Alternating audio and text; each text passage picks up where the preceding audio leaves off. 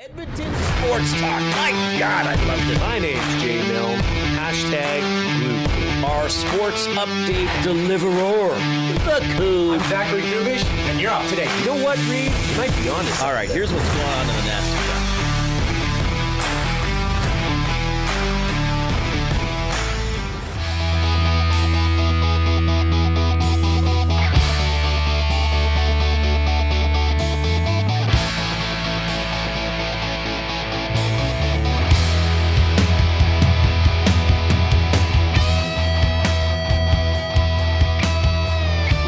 Wow, a solid victory for your Edmonton Oilers.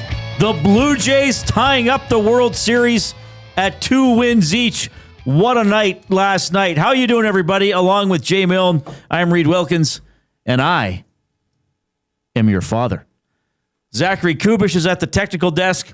Koob, is it your birthday today? It is my day of birth. Can I tell you something? I knew that already. I knew that you knew that.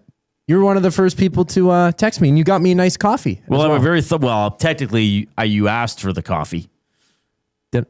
I said, I'm going out. Do you want anything? And you said, where are you going? I said, I can go wherever. And you wanted like a triple cream pumpkin spice cold brew. Yep. Ran you $23.99. So I went and got that. So I guess you could say that's your birthday present. Sure. Yeah. That's a good idea. Yeah. That was, what am I saying? Win. I got you something for your birthday. Yeah, that's a victory. What am I saying? There may be something a little bit for your birthday yesterday or later on today. Oh. On the show. Live on the show. Right here. There's a little bit of a teaser. Okay. I'm looking forward to it. Are you? I am, actually. I don't know what it is. Happy 22nd birthday, Koob. Thank you very much. 22. Very young. I was not in broadcasting when I was 22. Were you still going to school? 22? Were you still playing football, or were you running the furniture store? No. 24 was when I was done. But you were working in the furniture store your whole life. Yep. Did you work in the furniture store as an infant? 12 years old. Oh, you didn't start at 12 months old. Well, I would have if it had been around. My couch poo-poo caca change diaper. Yeah, I would have. You buy couch or I poo-poo. What kind of a salesperson are you? Hey, baby G, you buy recliner or I poo-poo. You don't want poo-poo. You want couch. That's a convincing sales pitch. That's another Do you voice. want poo-poo or you want a couch? I'm taking the couch every time.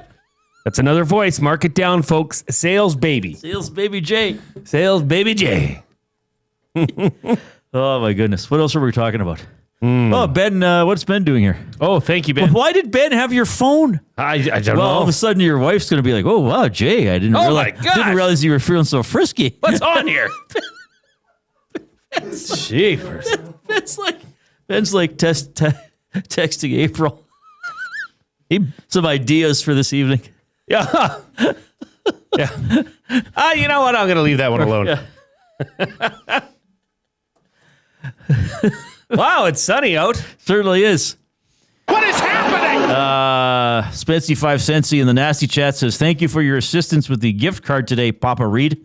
I apologize that I did not wish Koob happy birthday in person. He's okay with that. Spency 5 Centsy, that was the first gift card I've handled on my own. Oh, yeah. I was quite negligent in learning how the gift card... You were on it, though. Was that? Yeah, I did it without help. Was that at Mr. Mike's, too?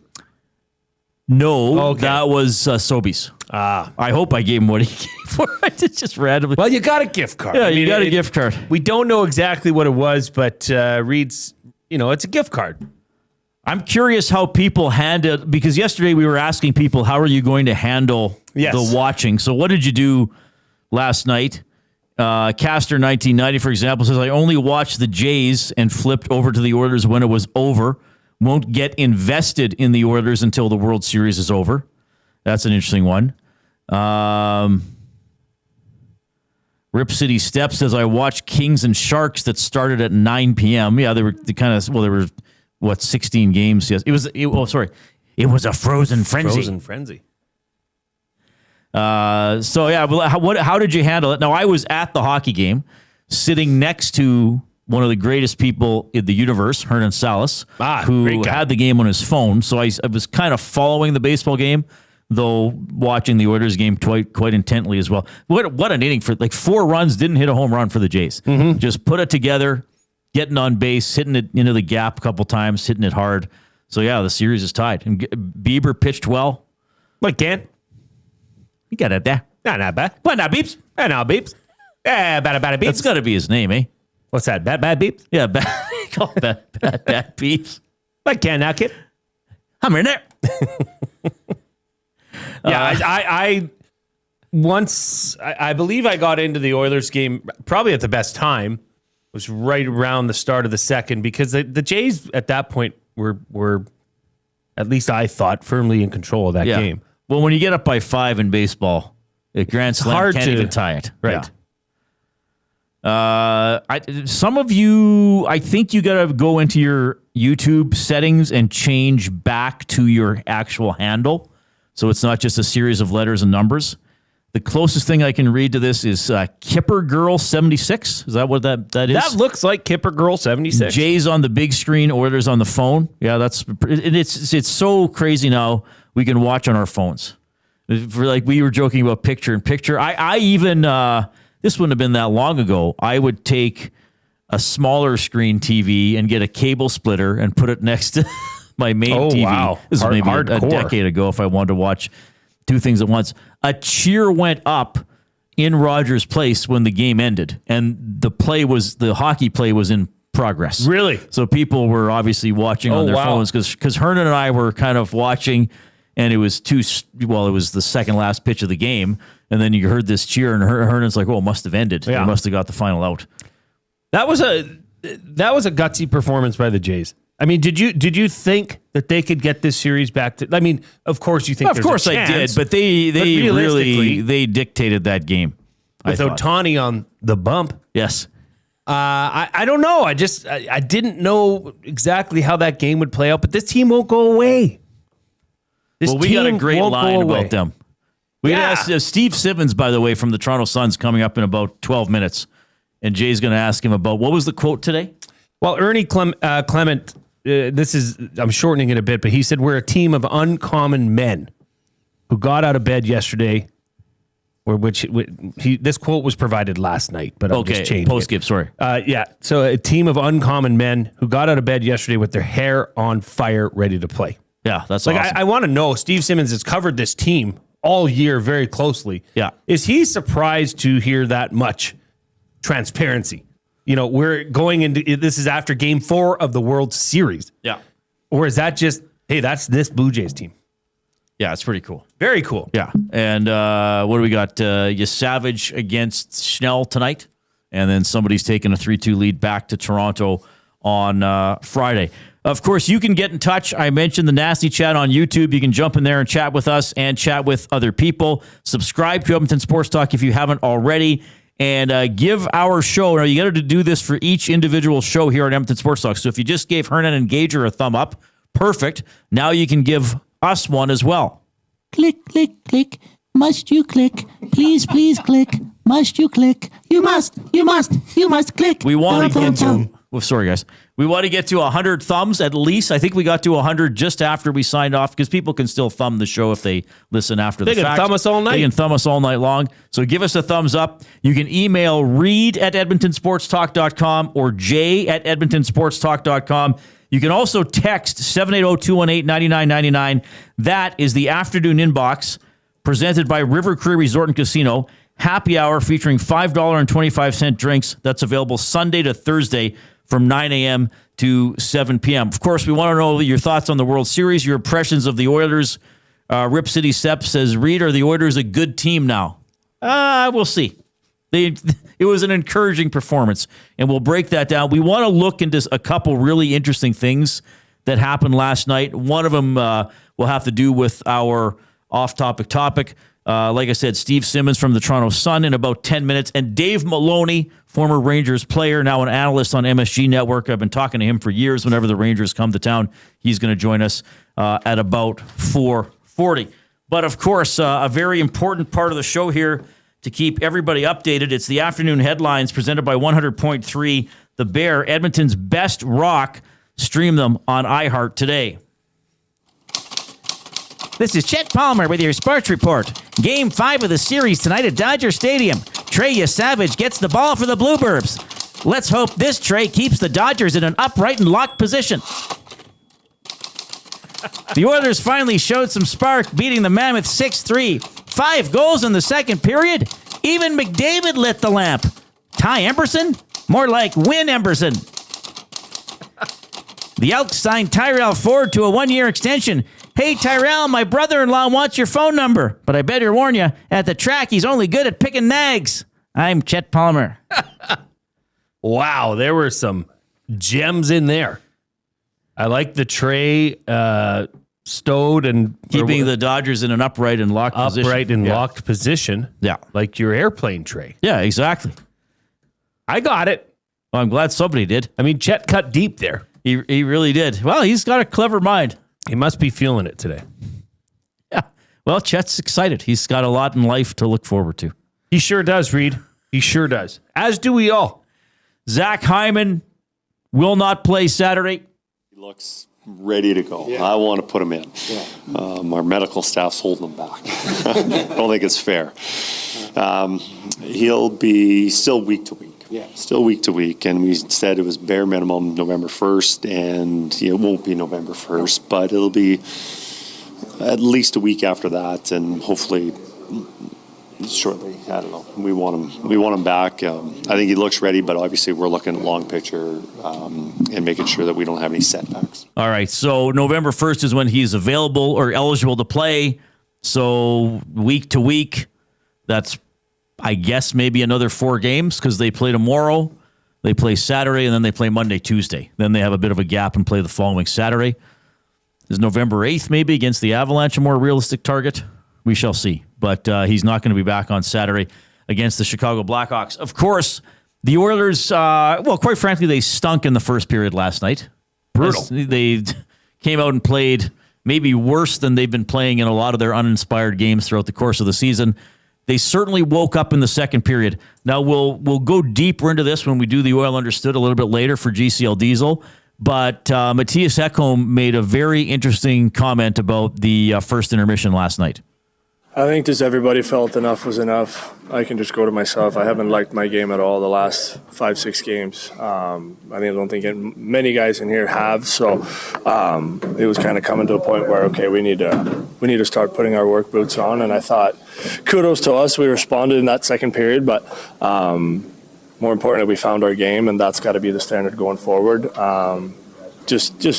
Everybody in this league is too good where you can just coast your way through a regular season. You have to put your work boots on. That's number one, and I think everybody realized that today. Yeah, I like what he said. Enough is enough. I think that's how a lot of fans felt. Yes. And I liked how he said, we have to have a standard. And I guess I'm glad he put that out there because I think maybe that summarizes some of the things I was trying to say, but maybe didn't put it that succinctly. Like, yes, I get, because we get all, like, you're experiencing this now. You've experienced for a full season, and now you're going into the second season doing this. I've been doing this for a living for quite a while, interacting with fans, getting their feedback, dealing with their feelings. And we get everything from this team sucks, blow it up, fire everybody, trade everybody. They're never going to be able to do anything. And then on the other side, and we got a couple of these messages yesterday saying, who cares? As long as they're in the playoffs, It doesn't matter what their seeding is. But I would say, and I get that, and you can't absolutely tax yourself every single game of the regular season. I get there might be some moments you budget your energy. Like if you do have a night where maybe you're ahead late in the third, maybe you're not going to block every shot like you would in the playoff or finish every hit or antagonize every opponent. But there still has to be a baseline.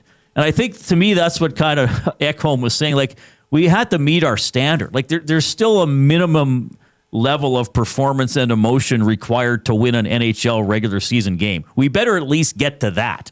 We don't have to play like it's Game 5 in Dallas to win the West or whatever, but there's certain fundamental things you need to do every night in order to win even a regular season game. And they did those things over the last 40 minutes. We'll discuss more what they were later, but the Oilers' turnaround during the first intermission is our jumping off point for the off-topic topic, presented by William Huff. Since 1952, William Huff has provided industry-leading advertising solutions for thousands of valued clients. Their unparalleled customer service, combined with decades of industry expertise and a desire to make every job the very best it can be, is what they call the William Huff Advantage. Visit their website at williamhuff.com or give them a shout, 780-454-4536. Who said what in the Oilers dressing room during the first intermission last night? Wrong answers only. Ooh. Who said what during the first intermission last night to get the Oilers going? Wrong answers only. My submission is that Matthias Ekholm stood up and performed a limerick. And here's the limerick. Here's the limerick Ekholm delivered to his teammates. Gentlemen, we must finally play better. Time to proudly represent this sweater. I'll start the rally with a blast of a tally. Let's make Chet's brother-in-law a winning better. Well done. Or Betor. Well done, Matthias Ekholm. That could have been it. I have my own theory, though. Did you happen to catch the coaches when they were practicing wearing those brown tracksuits? I think they're cream colored, Jay. Cream, right. Is cream another word for hideous? So here's what I think happened. I think Knobloch came in and said, okay, guys, you know what? We got a big road trip coming up. Okay? You guys play like this for the rest of the game. I'm forcing it. I'm mandating it that we must wear as a team these hideous brown tracksuits on the plane and on the way to the hotel. And that shook him up, stood him up straight. Said, we can't possibly do this. I had an experience with an awful team gear. Jerry Friesen was the head coach of the Bears. He wanted us to look Army-like. So he got us this, it looked like the color of scours. If you know what that is, it's like when a baby calf poops himself. It's just a hideous color. Okay. He got us those shirts, button up, like almost camo looking shirts. They were awful. But it reminds me of these tracksuits. So maybe that, stood them up, made them stand up. Threatened that they were all going to have to wear the tracksuit. Yes. That could have happened. So who said what in the Oilers dressing room during the first intermission last night? Wrong answers only. Okay, we're going to bring in Steve Simmons. He writes for the Toronto Sun. We'll get some thoughts on the Blue Jays and the World Series from him. Always love talking to Steve. Jays play of the day. We'll focus on Game 5 of the World Series. You'll hear that around 3:40, 3:45. Here's the birthday boy, Zachary Koob.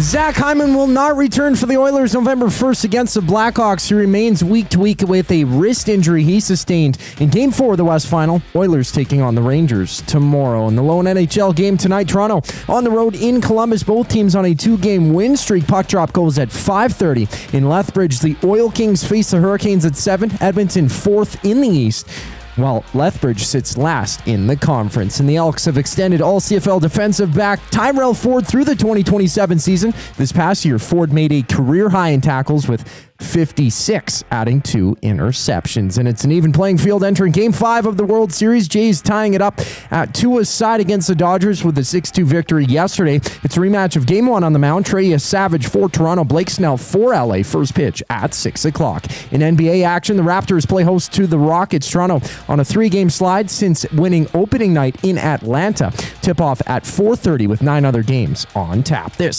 sports update is brought to you by Windsor Plywood Leduc. Locally owned and operated, serving Leduc and surrounding areas since 93. They have doors, flooring, baseboards, and of course, they have plywood. Go see the knowledgeable staff today at Windsor Plywood Leduc. We talk some Jays and Dodgers after the break. I'm Zachary Koob, and you're up to date. 2 guys and a goalie. The Blue Jays shouldn't pitch to Ohtani again in this series. Hire it. Why risk it? Unless the bases are loaded, you might even still walk depending on the matchup, I'd probably either give up 1 run than 4.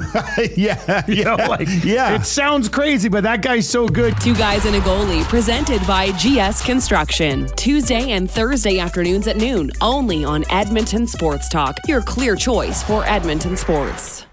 We have what you're looking for. GD Liquidators is Edmonton's one-stop shop for new and used warehouse, office, and industrial items since 1987. You'll find what you want when you want it. Give us a call, visit us in-store, or check out the monthly auctions at gdliquidators.com. 100% Canadian owned and operated. We have what you are looking for. GD Liquidators. Where holiday cheer meets great beer. This season, celebrate at the Canadian Brewhouse. From plated dinners and festive buffets to casual pub-style parties, we've got the perfect space for your crew. Book your holiday party today at thecanadianbrewhouse.com. GCL Diesel has been serving oil country since 1972. From diesel cars to SUVs to pickups. From farm tractors to school buses to a big rig. From diesel generators to forklifts, GCL can test, troubleshoot, and repair all diesel fuel system components. Whether it's injectors, pumps, turbos, filters, or additive, GCL has the parts you need to keep your diesel running the way it should. For genuine diesel parts at wholesale prices, visit GCL Diesel in the West End or online at gcldiesel.com. GCL Diesel. Diesel understood. The temperature may be dropping, but the action's heating up. Play Alberta is offering odds boosts on every Oilers game all season long. This is your chance to score big. And for a limited time only, our listeners get an exclusive $50 free bet when they deposit $50 using EST50. That's code EST50 for an exclusive $50 free bet. Alberta wins with Play Alberta. Must be 18 plus to play. If you gamble, please use your game sense. Like my Halloween decorations? Those are just kayaks and paddles. Okay, fine. I just don't have anywhere else to put them. Create space with Sentinel Storage. Try 4 weeks free. Visit sentinelstorage.ca for details. Sentinel Storage. Shop Canadian, store Canadian.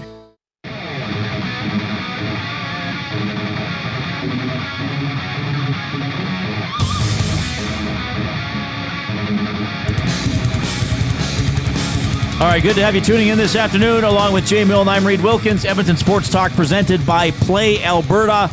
Tomorrow, the Oilers play at 7 against the New York Rangers.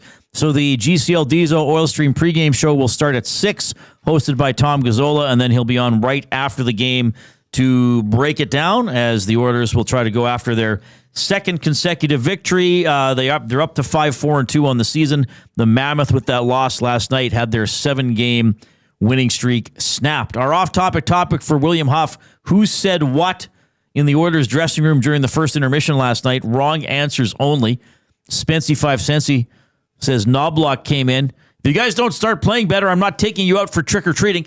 Ooh, that's quite a threat. Bones in the River Cree Resort and Casino inbox. You can chime in, 780-218-9999. Nov gave the boys the Lollygaggers speech from Bull Durham. Well, I don't really remember that one. Bull Durham, classic movie. Been ages since I saw it. We got to discuss something. Okay. This comes in. This is a member of the military. Okay. Got posted out of Edmonton into Ontario. Okay. He says, can you help? I have been offered a chance to go to game 6 or 7, but I need to decide prior to tonight's game. What does he choose? 6. I think it's got to be 6. Yeah. Because then you're guaranteed. You got to take the guaranteed game. He's helping do the big flag for the national anthem. Oh, sweet. So that's I think that's unanimous. That's got to be. I think you got to go to 6 because it's a guaranteed game, and the Blue Jays could have a chance to win the World Series. They could win. It's the a World massive Series. game. Either you're playing to win the World Series or you're playing to stay alive and force Game 7. So it's going to be a significant game regardless. Did they play on TV last night, the military members rappelling down before the game? Yes. Yeah, that's always cool when they do that. That's cool. Yeah. But would you be able to do that? Well, right in this moment, no. But I mean, would you, if you said you knew it was going to be safe, they're going to rappel you down on a motorized... Or like somebody else controls it? Or like it's motorized, you're not doing anything but falling from the roof. I think I could do it. If somebody else was... Because they're actually controlling it, though, right? Yeah. So I'm harnessed in or whatever it's called. Yeah. I apologize. I don't know the terminology. But I don't even know if it's harnessed. I'm secured in some way. Yeah. Yeah, if somebody else was doing it, I would do it. That's not too high from, it's high. That's very high. And if something went wrong and you crashed, it could have a horrible outcome. Yes. But I also think if somebody else is controlling it, and I trust that person. Well, though they come down pretty fast right before they stop at the end. Well, they got to get in, man. So it would be a little bit of a carnival ride type atmosphere. It's a surprise. Yeah. They got to surprise you. They really do. Oh, we got him. Oh, man. I love talking to this guy. I haven't had him on. I haven't had him on this version of my show. He was on my other show on my previous station. It's Steve Simmons checking in from the Toronto Sun. Steve, it's Reid and Jay. How are you doing? Terrific. Happy to always be on in Edmonton, one of my favorite places to visit. Well, we appreciate hearing that, and we love chatting with you. And, of course, we want to talk some World Series stuff with you. Ernie Clement yesterday stated after the game that this is a team of uncommon men who got out of their bed yesterday with their hair on fire, ready to play. Steve, you've covered this team for a long time and throughout this year.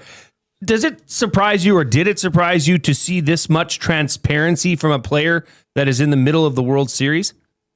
No, because it's Ernie Clement, who, is 1, 2, 3, the most important Blue Jay, and has been all season long and maybe in previous seasons as well. What he's telling you is something that I have had trouble articulating, and that is what makes this team so special, or why has this season happened? And it's hard to explain and it's hard to understand. But the thing is that this team, and I've been around, I'm doing this 46 years now. It's not like I haven't seen a lot of championship teams and things like that. This is the most unique team I've ever seen. This is the most together team I've ever seen. It's the easiest group of guys I've ever seen on a team. It is an incredible group. And there's guys here, there's so many guys here whose careers were going in bad directions. And Ernie Clement's one of them. Like he, bombed out in Cleveland and Oakland. The Jays picked him up to fill a slot. Nathan Lucas, 10 years in the minors. Schneider, the outfielder, is the 30th round draft pick. Like you can just run through it. Yes, there's Vladimir Guerrero Jr. and yes, there's some other guys of big name status. But there's a lot of guys who contribute night in, night out, every night with this team. And you wouldn't know their names unless you happen to Google them or look at Baseball Reference. I read an article, a column that you just put out in the Toronto Sun. I thought it was wonderful. But for our listeners and viewers, can you just expand on it a bit more? But how has Vladdy Jr., in your eyes, emerged as a leader with this Toronto Blue Jays team on and off the field, Steve? Well, it's a strange kind of thing because the season began and he signed this giant contract, which starts next year, 14 years, $500 million, just it seemed like a stretch of some kind. And he didn't have a great year. He just kind of had an okay year for the talent that he has. And then the playoffs began, and suddenly it was like, you get a role in a movie and you don't get a great part and you sit on the side and nobody notices you. And then suddenly you've got the lead and you take it. Not only do you take it, you run with it. And so against the Yankees, he's the best player in the series. There's Aaron Judge, who's the best player in baseball, period, other than Ohtani, and he outperforms Aaron Judge. So then they get to second round and there's Cal Raleigh. And what does Vladdy do? He outperforms Cal Raleigh, the leading home run hitter. Raleigh hit 60-some home runs this year. Vladdy hit 23. He outperformed Cal Raleigh.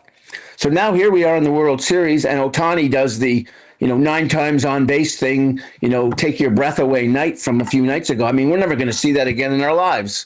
2 home runs, 2 doubles, 9 times on base. I was talking to my kids earlier today. They're in their 30s, and we've all played softball. I can't imagine even anyone playing softball being on 9 times in a game. Like you're going to pop out, you're going to do something somewhere to somebody. But it happened. And so what happens? They lose in 18 innings.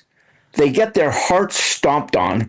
Like I can't think of a worse way to lose when you had all those opportunities and people on base and you couldn't knock them in. And Dodgers are throwing guys no one's ever heard of.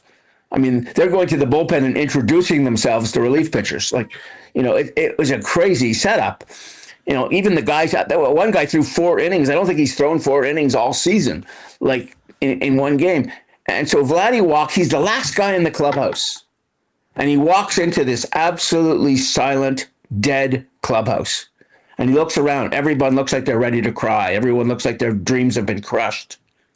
And he basically, I'm paraphrasing now, he basically yells to the guys, like, hey, let's get some music on here. Let's get some of us back. And he started the night before they played last night to bring the team back. And so when Ernie Clement said they woke up with their hair on fire, I think Guerrero contributed significantly the night before to getting them out of the funk that happened when they lost in 18 innings. You know, that's an awesome story. Thanks for sharing that. We had, and I'm sure you know this gentleman, we had Mike Wilner on the show about a week ago, and I said, okay, you know, this team was in the playoffs 9-10 years ago, made the ALCS a couple times. You know, I was 18, 19 and 92, 93, so like a great age for me to, and I, you know, saw the Expos and the Blue Jays both challenge in their own way in the 80s, so I remember getting over the hump. And I said to Mike, like, you've seen a lot of these teams too, like, you sort of touched on this, but I'm going to come at it from a different angle. Like, where does this team compare to other playoff teams? And Mike kind of said, like, this is the team that's going to the World Series. And I'm going back here. I mean, they were 16-20 on May 7th. They were 26-28 on May 27th. I mean, for about the third of the season, they looked mediocre, right? For exactly a third of the season. And on the 55th game, they're losing. Oh, not that losing. It's 0-0 in the 55th game of the season. And the team had scored in the previous 5 games 4 runs. They had nothing going on. Their offense looked dead. They looked to be, again, 4th, 5th place. Bouchard pinch hit against the Texas Rangers in the 9th inning, hits a 2-run pinch hit home run. They win the game 2-0. It was like lightning went off that night. The team changed that day. I think they went 8-1 or 9-1 in their next group of games. And for the rest of the season, at that point, they're playing like 480 baseball. I think they played 620 or 630 baseball the rest of the way. And up to that point, they're averaging 3.7 runs a game.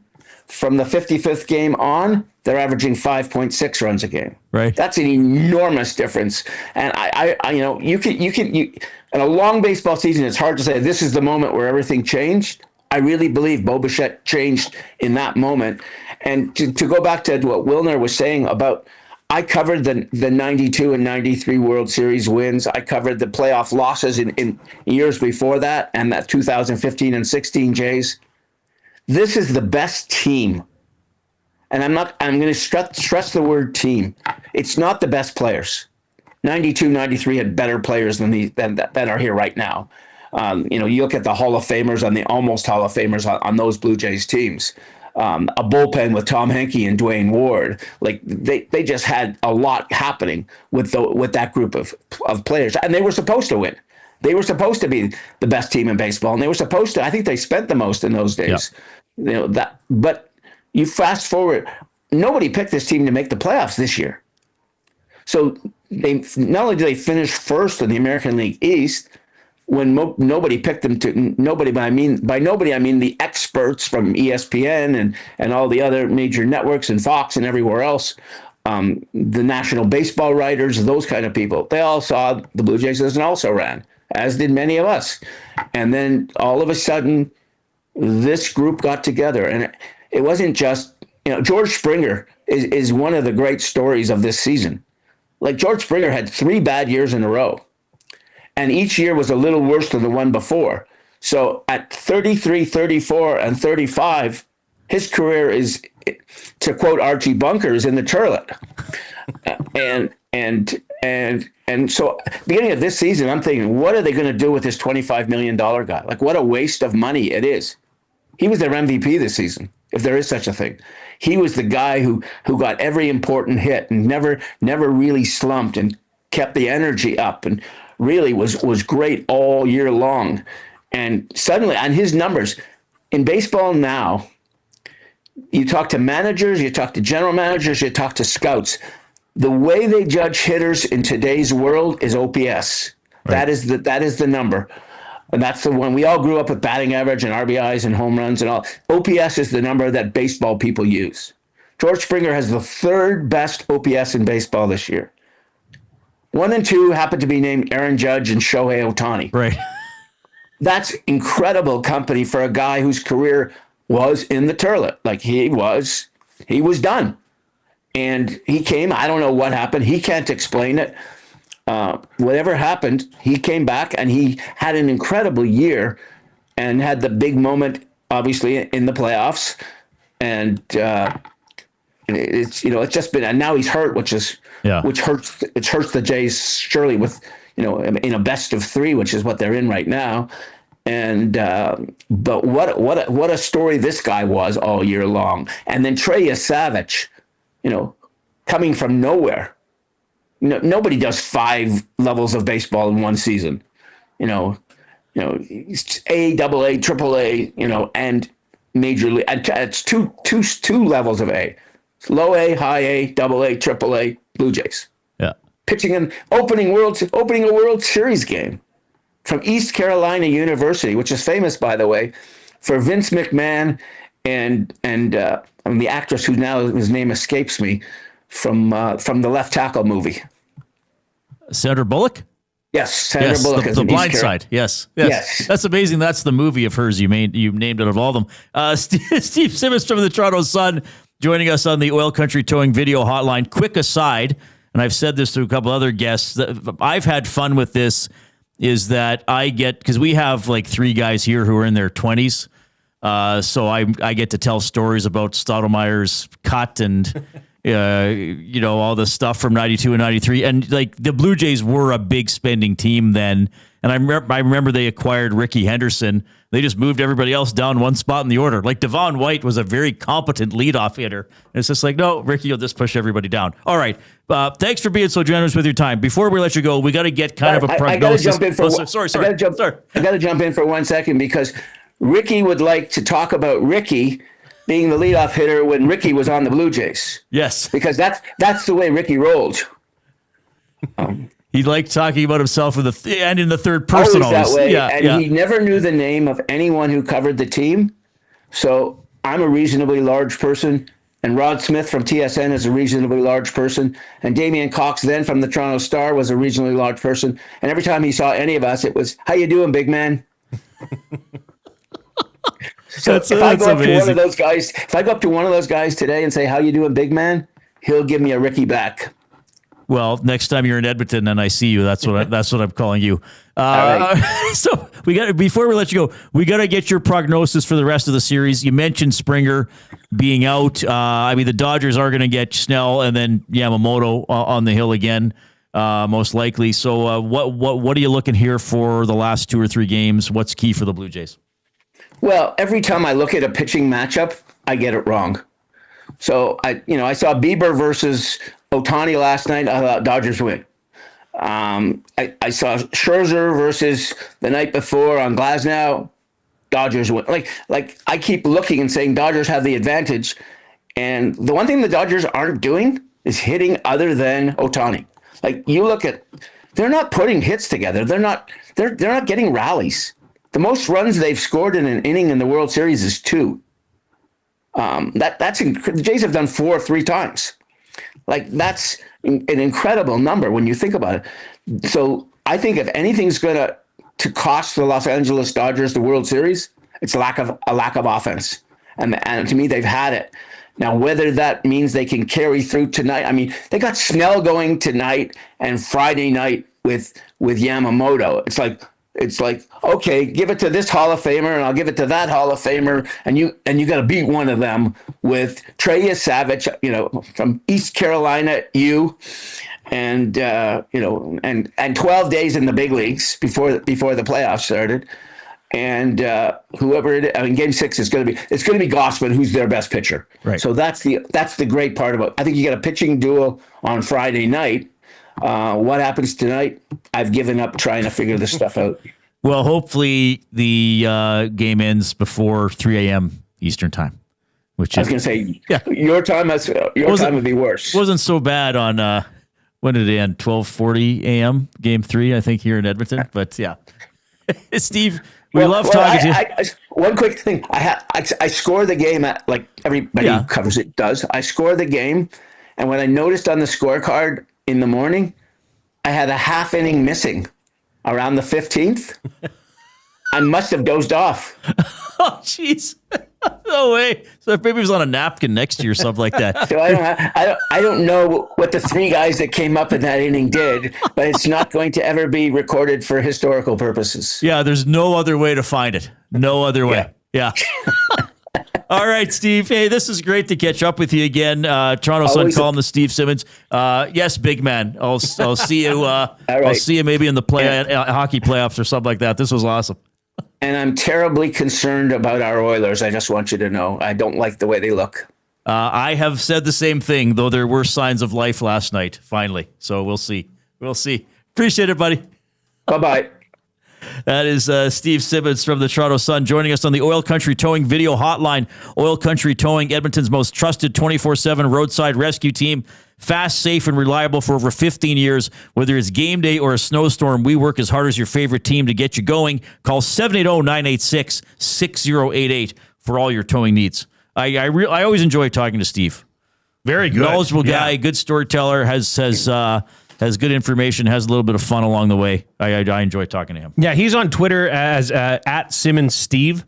He posts all of his articles on there. And if you're a Blue Jay fan looking for a little bit more in-depth or some storylines behind what you see on TV, just click on those. They're fantastic reads. Yeah. And he called them our Oilers. Yeah. Maybe the Oilers are Canada's team. Canada's team. Here we go. Yeah. Give us a thumbs up if you're taking us in on YouTube. We already got 45. Do you feel that should have stuck around longer? Who? Arsenio Hall. From? Don't you remember? I do remember that. No, I think it had its... You think it had its run? It's had its time in the sun, and now it's gone. Why don't we bring it back? Me and you, that's TikTok stars. You want to bring that back? Well, do it again. Who? I think I hear him coming now. Yeah, lock the door. That and whoop, there it is. And say no. Who let the dogs out? Stop. They had their moment in the sun. Now it's time to go away. All right, that was Steve Simmons from the Toronto Sun. Good info there on the Blue Jays and their journey this season. Our off-topic topic for William Huff: who said what during the first intermission in the Oilers dressing room last night? Wrong answers only. You can have some fun with this. I think it would have been funny if my limerick, like Ekholm was like, "Hey guys, I just wrote a limerick here to help maybe concentrate a little bit." You're going to hear some comments from Ekholm and Knobloch as well. We'll dive into some of the storylines coming out of last night's game. And, more World Series chat with Jay's Play of the Day for Play Alberta after the Koob.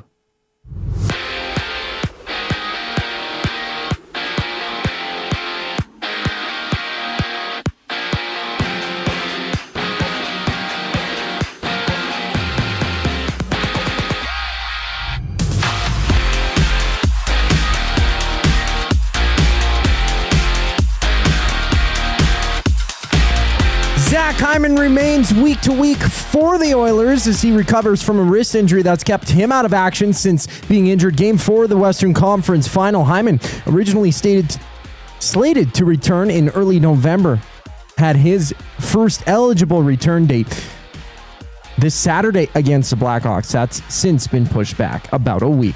Just one game in the NHL. The Leafs and Blue Jackets face off. Both teams on a 2-game heater. Puck drop at 5:30 and closer to home. The Oil Kings meet the Hurricanes in Lethbridge at 7. Edmonton 4th in the East. Lethbridge sitting last in the conference. 27-year-old Tyrell Ford has signed a 2-year extension with the Elks, keeping him locked up through the 2027 season. He made 56 tackles last year, setting a career high. And with the World Series tied at 1 apiece, the Jays and Dodgers have Game 5 of the World Series. It's Trey Savage pitching for Toronto. Blake Snell to the mound for LA. First pitch at 6. NFL news: Terry McLaurin of the Commanders has been ruled out for Sunday's matchup against the Seahawks after he re-aggravated his quad injury. And on the court, it's Raptors in action battling the Rockets. Toronto 1-3 on the season. Houston 1-2. They hit the court at 4:30. This sports update is brought to you by Paramount Flooring. Looking for quality flooring? Visit Paramount Flooring's spacious, family-friendly showroom, open 7 days a week. Save now on pet-friendly shock carpet with spill-proof technology. Call 780-483-1991 and mention EST for a 10% discount. The Reid Wilkins Show continues after a brief pause. I'm Zachary Kubish, keeping you in the loop. The Oil Stream. When you take a look ahead and you go, hey, Janmark's still on IR. We're waiting for Hyman to come back right away here. And then, by the way, Kasperi Kapanen, who's on IR, will eventually need to come back. What will change? Where Noah Philp is right now, I'd be a little bit concerned. He might be going back down to minors. Curtis Lazar, they very sparingly used. The Oil Stream, presented by Boston Pizza. Monday, Wednesday, and Friday afternoons at noon. Only on Edmonton Sports Talk. Your clear choice for Edmonton sports. Running your own small business takes courage, and as it grows, so does your team. That's why Alberta Blue Cross offers health, dental, life, disability, and wellness benefits designed for small businesses, because we know a healthy team means a thriving business. Join over 5,000 Alberta businesses who have chosen us to help their business grow and succeed. Alberta Blue Cross takes care of you and your employees, so you can take care of your business. Visit ab.bluecross.ca to find a plan that's right for you. Looking for quality building materials and friendly advice? Visit us at Windsor Plywood Leduc, family owned and locally run since 1993. From interior materials for doors, flooring, baseboards, and all the finishing touches to all you need for your outdoor projects like cedar lumber for decks and fences, plus all the plywood you'd need. Our full-time on-staff carpenter can help with anything odd-sized or custom, and from domestic hardwoods to exotic selections, we've got you covered. And if we don't have it, we'll track it down for you. Windsor Plywood Leduc. We're the experts you need to know. River Cree Resort and Casino proudly welcomes one of today's hottest country stars, Dallas Smith. CCMA award winner, countless chart-topping hits. Dallas Smith, November 1st in the venue. How do you miss me? Baby, how do you miss me? Hurry, get your tickets now at rivercreeresort.com. River Cree Resort and Casino. Excitement. Bet on it.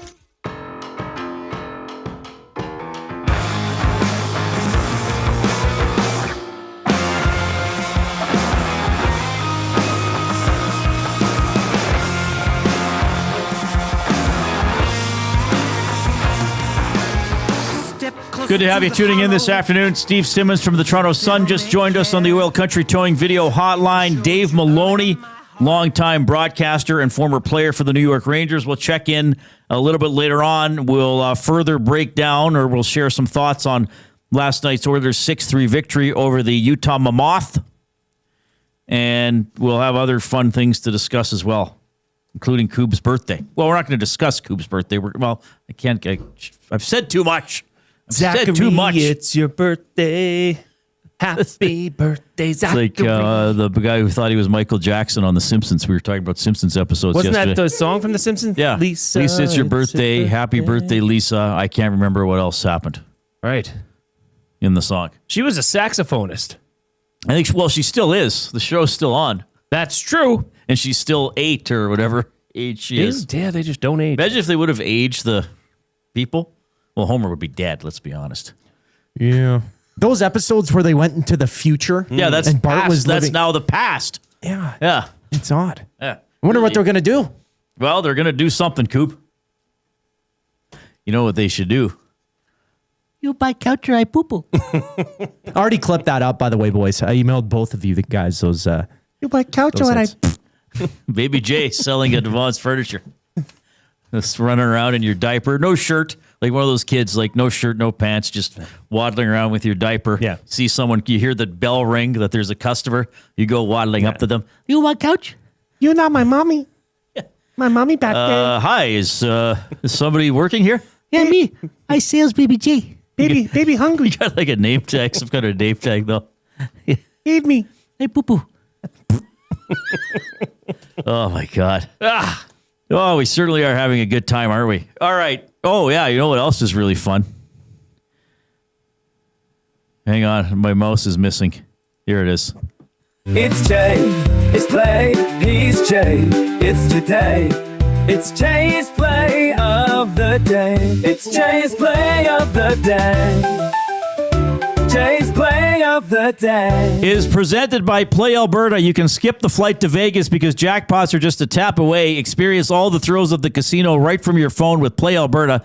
Download the app today and deposit $50 using the code, deposit $50 and use the EST exclusive promo code EST Casino, and you get a $50 casino bonus for blackjack, roulette. What else is on there? Craps. Oh, Baccarat. Baccarat. Do they have craps on Play Alberta? I'm not sure. I don't want to find out. They definitely have roulette. I can tell you that. Yeah, that's good. That's good. Jay's play of the day. Yes, we got to go baseball. Well, there's nothing else really going on. I guess there is one hockey game. Aren't the Leafs playing? That's the only NHL game. What are the odds of Leafs, that? Blue Jackets, Yes. Koob? It is in Columbus. Yeah, it's in Columbus. Oh, just a terrible schedule for but I mean, hey, they'll figure it out. This should be the time the Leafs play the worst game ever. Like Matthews scores 4 goals on his own net. Nobody would care. Yeah. They couldn't even make TSN lead with the Leafs. It's like it never happened. Hey, did you see that Jay Onright caught you scrum lurking? I did hear somebody sent me the video.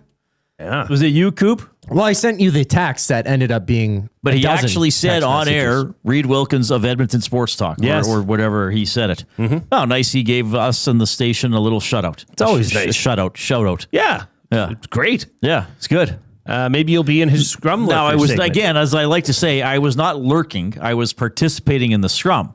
I was standing at an angle at which it's possible for a camera opposite me to catch me, but I was not lurking. I was You were actively doing your trying job to, in a lurking manner. I mean, a scrum, and it's, when you look at it, it is a bunch of people lurking around. I guess. But it's part of the job. Let's not forget. Okay, I'm not trying to get on television. No. In fact, I think most times you're trying not to be on television. I would prefer not to be. But the angle really caught you on that one. Fair enough. You look great, by the way. Jay's play of the day. We're going hits, baby. Was it from yesterday morning or from post? Yes, yesterday morning. Yeah, it was yesterday morning. Yes. It was pre. When you were down at the rink for the morning skate. Yes, I was. We're going hits, Reid. Oh, good. We're playing the hits. Vladdy, hit. Alejandro Kirk, hit. Ernie Clement, hit. All of those people to have 1 or more hits and 2 or more home runs in the game. Okay, so that's Vladdy hit, Kirk hit, Clement hit, and 2 or more home runs in the game. That has been boosted to plus 351. So that's over at playalberta.ca. Click on sports, click on EST specials. You'll see Jay's play of the day. But always remember to use your game sense. Okay, so each of those 3 guys just has to get 1 hit. 1 hit. Okay. Vladdy, Clement, Kirk. And Kirk. Captain. Right. Kirk. You riding? Is Clement your favorite? Yes. Clement's by far my favorite Blue Jay. How come? I love him. I just want to go up to him and pinch him on the cheeks. Well, that'd be quite an interview. It just seems like a fine young man. And when he had that comment that came out that his hair was lit on fire, ready to play, I like that. Like they just seem like a blue collar. And it's funny, it doesn't surprise me what Steve Simmons said about this team. Right. That this is one of the greatest teams. And that's what being close in the locker room and off the field and, outside of the stadium, having that closeness, having that accountability. Yeah. That's what it leads to. You may not have the biggest payroll or the best sluggers in the league, but as a team, it's like, remember the Titans, Reid. I think it's exactly like it's that. Very, very, there's many parallels between this version of the Toronto Blue Jays and the Titans. Who are the Titans? Where were their school? I don't remember. Oh, this is bad. It's been so long. Oh, come on. Who was the school? Was it a university? No. It was a high school. Was it a fictional or real? I can't Why remember. am I forgetting this? This is like one of our family's favorite movies. Central? I know the real one, but not the real movie one. Well, the real Titans. Like Tennessee Titans? Harry Ainley Titans. Oh, well, yeah, That's in not Edmonton. what the movie's about. Jay, it was like a name. I can't help you with this one. I'm going to find it out right now. I'm pretty sure I've seen that movie, but I love movies, but I've forgotten more scenes and T.C. stuff. Williams. Oh, T.C. Williams, yes. Located in Alexandria, Virginia. That is actually based off of a true story. Who can forget? Sunshine. Which was the one with, was that with Denzel Washington? Denzel Washington. And who was We Are Marshall? Was that McConaughey? I believe. And who was the program? Was that James Caan? James Caan. Good remembering. Thank you. Yes. And Any Given Sunday? Pacino and the brother, Quaid. Yes. Dennis Quaid, not Randy. Yeah, I think they're quite different. What else was there? Jamie Foxx was in Remember the Time. Who was in The Last Boy Scout? Damon Wayans and Bruce Willis? Was it Damon Wayans? Who was in the one where Ali Larder wore the whipped cream bikini? That was Dawson Creek. No. James Vanderbeek. What was the name of that movie? Oh, Varsity Blues. Varsity Blues. Okay. We've now covered every football movie made. And they're all fantastic. Lost Boys. Oh, Lost Boys. Right. That's the one where the guy murders. That's the vampire movie. No, what did you just say? Varsity Blues. No, the other one with Damon Wayans. What are you talking about? Damon Wayans. What were you talking about? Damon Wayans was in The Last Boy Scout. The Last Boy Scout. Sorry. I've never seen The Last Boy Scout. Oh, okay. Is that the one where he shoots the guy? Yeah, in the middle. opening scene? Yeah, in the opening scene. Okay, I don't think I've seen it all. Forgive me for getting it confused with... Well, I'm just surprised you brought up a vampire movie, Lost Boys. I'm not a vampire guy. Well, okay. You should watch The Lost Boys. It's Boys? a blast, yeah. Is it a thriller? No, it's sort of a offbeat comedy. It's a comedy with vampires. Oh, well, it's not a full-on comedy, but it's not a horror movie. It's just good. At least when I was 12 or 13 when I saw it. Would you allow a vampire to bite you? No. Would Why? you? I don't know. Don't you get cool powers? I don't want to be undead. Undead means you're living. No. What's undead? Means you're dead, but you're not. Okay. But you're not alive either. How you're is that undead. not living? You're undead. It's another state of being. How can that be? It's a third state of being. There's only two states No, there's of alive, being. there's dead, and then there's undead. Or there's a zombie, I guess. This is fake. Which is The Walking Dead. This is not real. Well, no, that's why it's science fiction horror. Well, then you got to accept other things. Just like a guy can't get bitten by a radioactive spider and climb walls. How do we know? Somebody's probably tried it. Somebody's probably tried Probably it. been some experiment. We are in the Canadian Brewhouse studio. Pizza Sunday back at the Canadian Brewhouse. After 4 p.m., grab an 8-inch 2-topping pizza for just $9.99. Wash it down with $6.99 doubles and $1 off Bud Light tankards. Okay, we got to do the 4 o'clock break. We got the oil understood for GCL Diesel coming up.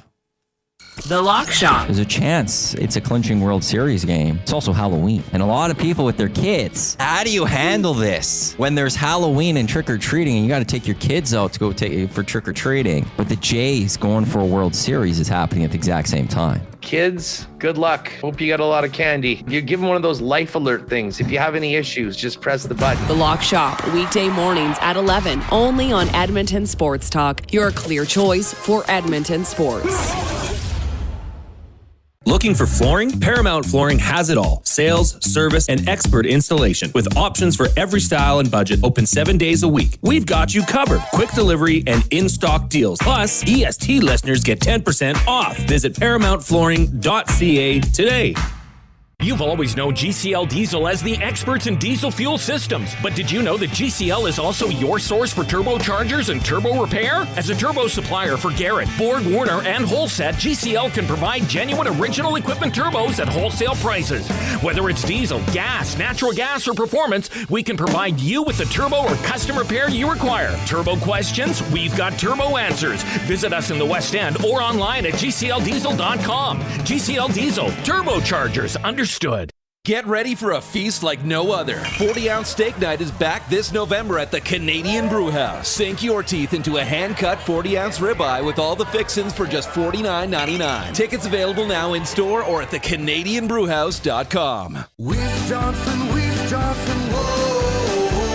Hi, Dennis from Weiss Johnson here, and we're excited to be partnering up with the Nielsen Show and have a special deal exclusive for Nielsen Show listeners. Get 10% off any new Trane furnace, air conditioner, or heat pump installation from now until the end of October. Bundle a furnace with an AC or heat pump and get 25% off the package price. Get your home comfort now for all seasons with Weiss Johnson and Trane. Trane, it's hard to stop a train. Visit WJSportstalk.com today. You've heard the name, but what does it mean? For over 66 years, William Huff Advertising has supplied signage from screen printing to digital to LED with design, production, and install in-house. It's a one-stop shop for all your signage needs. Edmonton owned and operated, William Huff has been trusted by the biggest companies and teams in the City of Champions and many others across the country to do the job. If you're looking for a way to get the word out about your company or event, they are the answer. Go to www.williamhuff.com. Their results speak for themselves.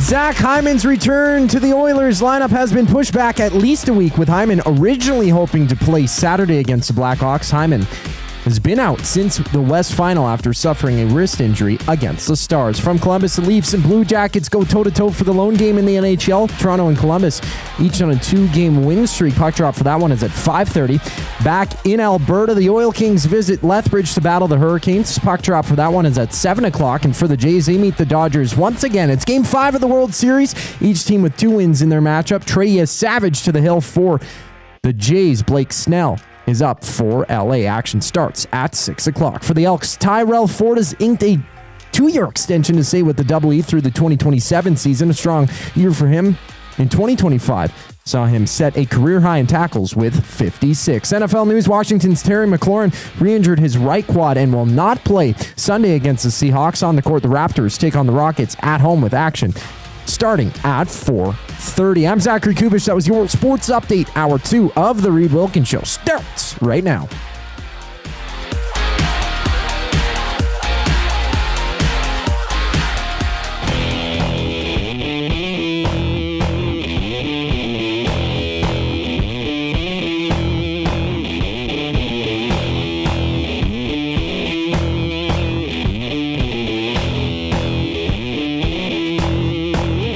All right, hope you're having a great afternoon. Blue Jays game in a couple of hours. Game 5 of the World Series. That's the focus of Jays Play of the Day for Play Alberta.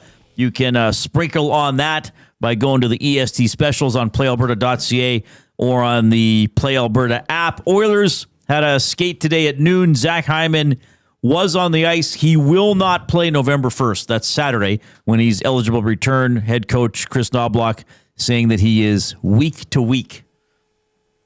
So not shocking. Yeah, not shocking. Not shocking. Pretty major injury, but Hyman, says he's feeling good and wants to play as soon as possible, but won't be in the lineup on Saturday against the Chicago Blackhawks. Then they have road games Monday and Tuesday, so I guess probably unlikely for those. If it's week to week, that would suggest probably missing at least another week. Our off-topic topic for William Huff: what was said and by who? Who or whom? Who said what in the Oilers dressing room during the first intermission last night? Wrong answers only. VR Montenegro texts this in. He said, Connor stood up and said, "Do you want to win or do you want to poopy?" Very well. Okay. This one, oh boy. I'm going to butcher this. This comes in from Grumpy Cat. He says, in the intermission, David Tomashik said, Jesli tu nevezdez, utsi nedovolim, puslushat parad Reid Wilkins. Which means in English, if you don't pick it up, I won't let you listen to the Reid Wilkins Show anymore. Oh, yeah, that'd be harsh. Well, yeah. Tomashik already knows about the show. Good. Big fan. And your brother-in-law again. Chet's brother-in-law texted in? Yeah, he's back in. He says he's looking for a tip on the ponies because rent's coming fast. And he doesn't want to be in a situation where he has to borrow money again. Yeah, well, I don't blame him. Do you have any tips? 5 in the 5th. There you go. 5 in the 5th. I hope it's gray. That's all I'm saying. Sean says, I'm just tuning in. Did Jay stick with watching the Blue Jays game, or did he switch to the Oilers? Who's that? Sean.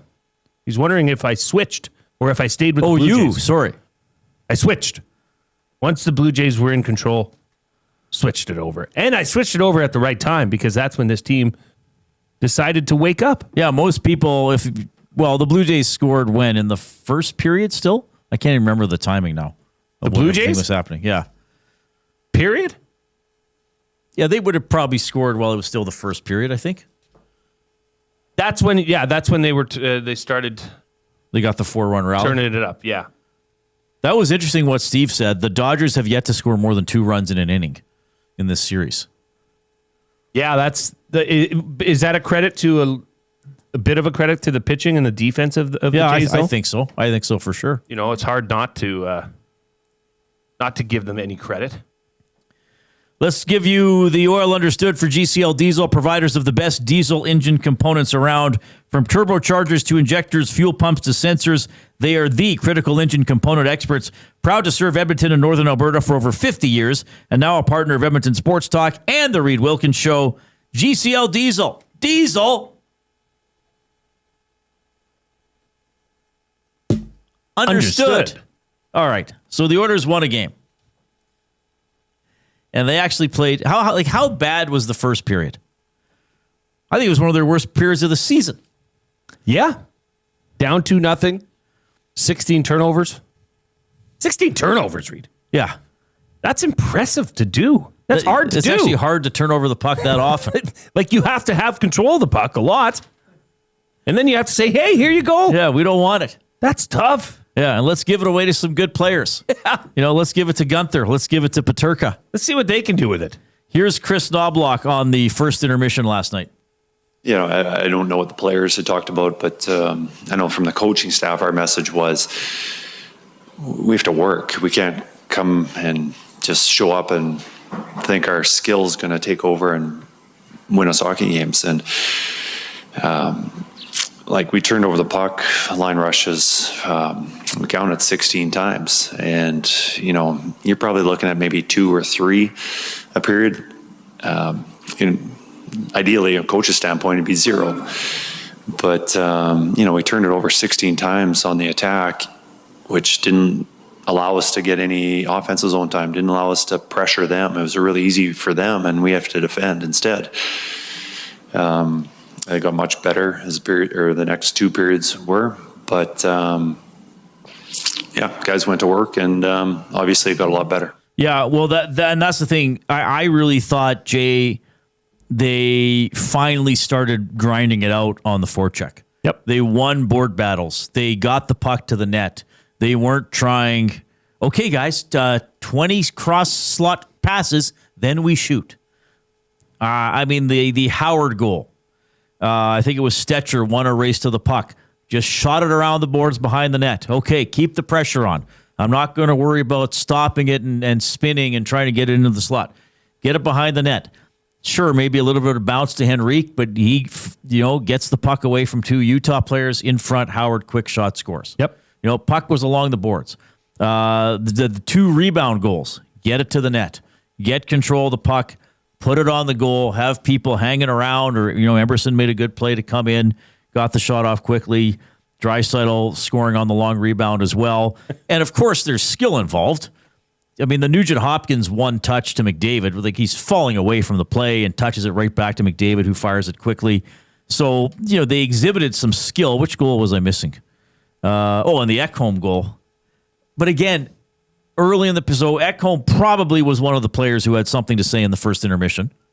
Probably was one of the, what do I call him? The dad of the team. Yep. I mean, Dad might have stood up in the first period and said, okay, me included, but have we had enough? Like, are we tired of being dolts? You got to take some personal pride, right? Yes. And so now Ekholm has scored from that point before. Spot. Like, he can fire it glove, but even that he just fired it. And it was an angry shot. And again, but he didn't look to pass it, didn't look backdoor for the tap in. And I know he's not as guilty of some of the overpassing as a lot of other players, but he's just like, okay, boy, I'm putting this one in. Let's go. Right, but that play starts with Leon Draisaitl, bearing down and just taking the puck through the zone into the offensive territory and circling around. Not trying to chip it back along the boards, not trying to make a difficult pass. Just get it in there with speed, with purpose. And there you go. You tee up Ekholm for what is a spot where he likes to score from. Yeah. But yeah, Reid, it looked like a team that had found a little bit of a groove, or it said, oh yeah, we do have to outwork teams still. Yeah. But when you do outwork them, it's probably easier for you to score and simplify, right? Pucks on net. That's grade. That's 7-year-old hockey we're talking about here. Yeah. Put it near the area that they don't want you to put it in. Yeah. Good things can happen. Well, I think Knobloch said that was their first rebound goal all season. Crazy. It should not take that long. No. That should be a relatively common way to score. And they got a couple in that period. They actually scored into an empty net, which they've not always been tricked at over the last couple of years, which was nice to see. I don't know how they're going to line up tomorrow, if they'll go 11-7. Well, I want to ask you what a couple people have asked me. Do you think he went 11-7 so he could cut back on the ice time of a player in case he started struggling? I mean, Nurse missed the first third of the second period. Yeah. Even when they started coming on. I can't help but think that wasn't the reason. To have an option, in case of fire break window, right. which it's pretty common now. It's happened a lot.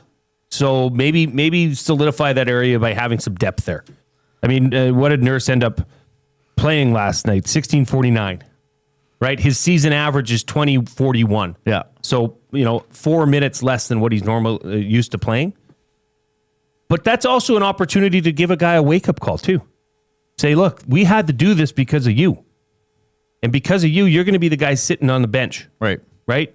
So, and it's not like every fan in the arena didn't know that. It's not like every member of the media didn't know that. So that's probably a little bit hard for him to handle. It might wake him up. Yeah. I mean, it did wonders for this team, though, last night. Yeah, hopefully they can keep... I mean, look, of course you need skill as well, but there are some fundamental things to hockey, like being engaged along the boards, getting the puck to the front of the other team's net, taking shots. It is interesting, though, because, you and I have talked about this, how we've thought maybe it would be Bouchard who is maybe having his time reduced in lieu of Jake Wallman. Right. Right? But this wasn't the case. No. This is maybe a game-by-game thing. But I don't know. Do you think Knobloch's going to switch that up now that this had a little bit of success last night? Yeah, I don't think he likes going 11-7, but I think he saw the necessity for it last night. I mean, this kind of isn't fair to Noah Philp, who I think's worked pretty hard and has come out of the lineup now a couple of times. But the bottom line is they woke up. Now, can they repeat this? That's going to be the challenge. But it was encouraging that, I mean, I've been talking about when have you really felt they've been in control of a game? Right. I mean, I felt like they were, and quite frankly, even when Utah got the third goal that bounced over Skinner's stick behind the net, I didn't feel worried. Yeah. Whereas if that had happened in most of the first 10 games of the season, I would have felt like, oh, geez, like here, of course, something happened. I felt like, you know what, the Oilers are kind of going here. I think they're going to respond to this. Because they were going. Right. You've seen what this team can do when they're quote unquote going. And you realize that early in the second period. Yeah. So it's like, okay, you can try fight back, but this team's going to suffocate you. A little more from last night. I asked Ekholm to expand on his comment about putting the work boots on. Yeah, I mean, it goes into everything, I think. I think first and foremost is moving your legs and winning battles, but you said it too. Like, we had way too many turnovers in the neutral zone. We wouldn't get any forechecks going. We couldn't get any sustained offensive zone pressure either. So it was just, I think everything blends into each other, and when you start not doing the first couple, then it just rolls into a bad habit, and we were there for a little bit, and hopefully we learn from this tonight. Yeah, you know what, Jay?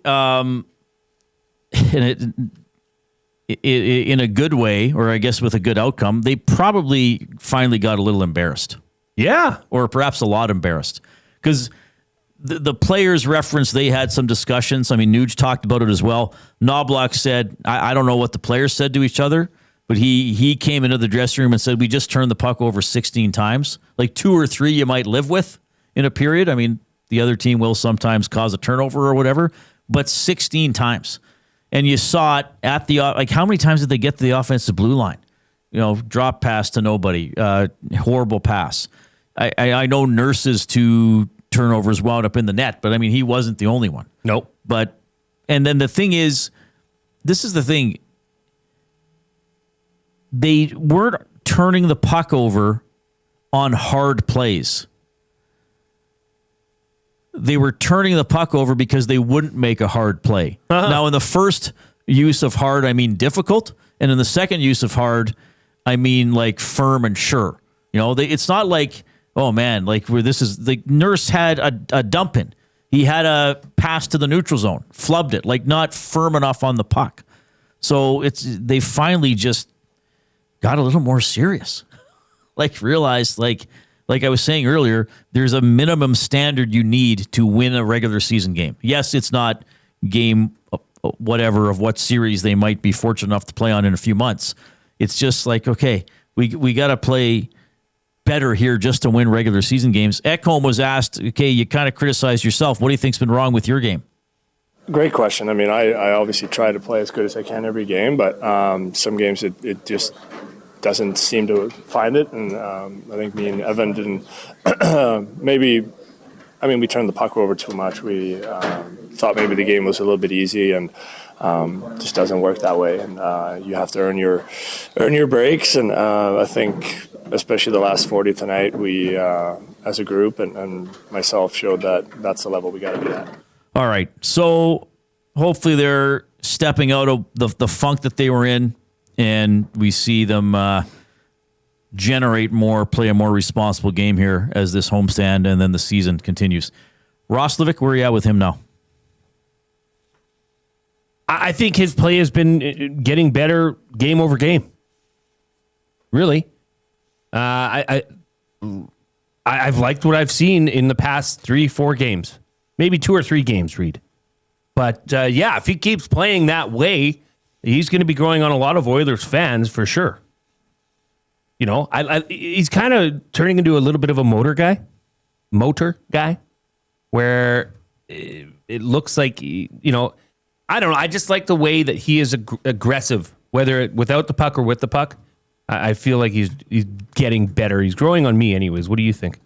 Well, he's looked better the last couple of games. I mean, he had 3 really good scoring chances last night. He had an individual rush in the first period. He had the partial breakaway in the second period, and he had the shot in the third period that was a good, heavy shot that got through Vejmelka, and then he turned around and was able to cover it or knock it away, whatever he did. So that's good. I don't know if Roslovic is a real grinder, like getting their body position, play heavy over top of the puck.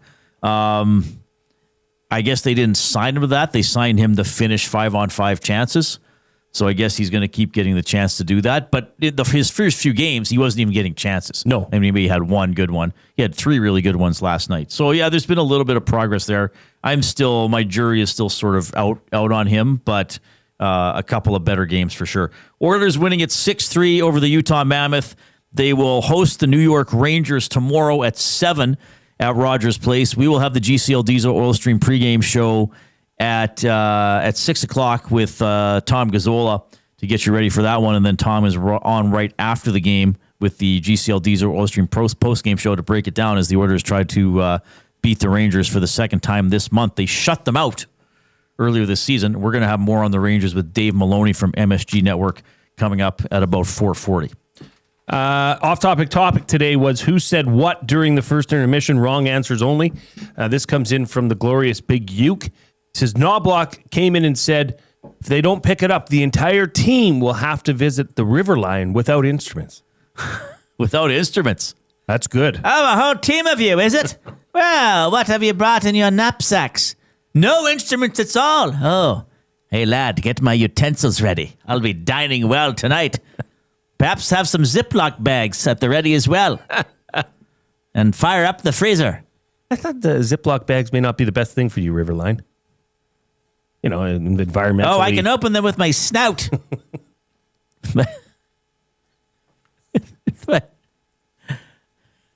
Ken sends this one in on the River Cree Resort and Casino inbox.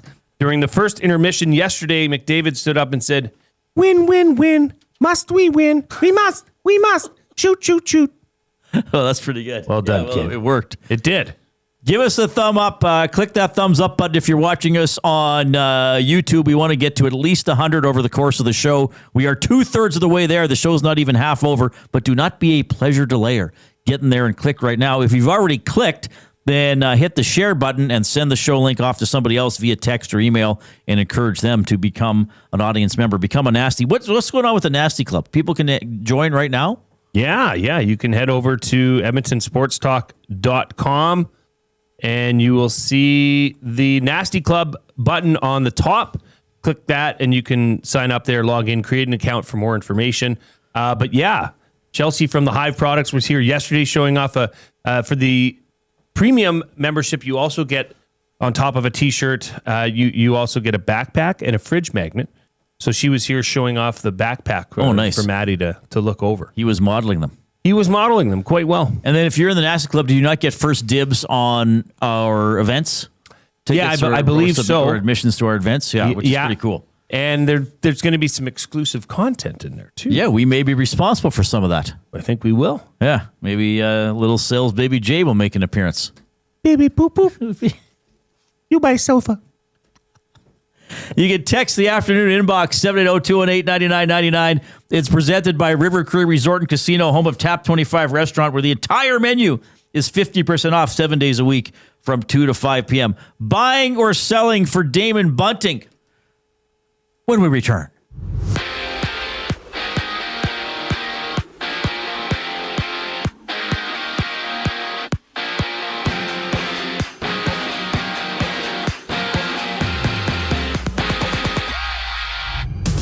Zach Hyman will not return for the Oilers November 1st against the Blackhawks. He remains out week to week with a wrist injury sustained in Game 4 of the West Final.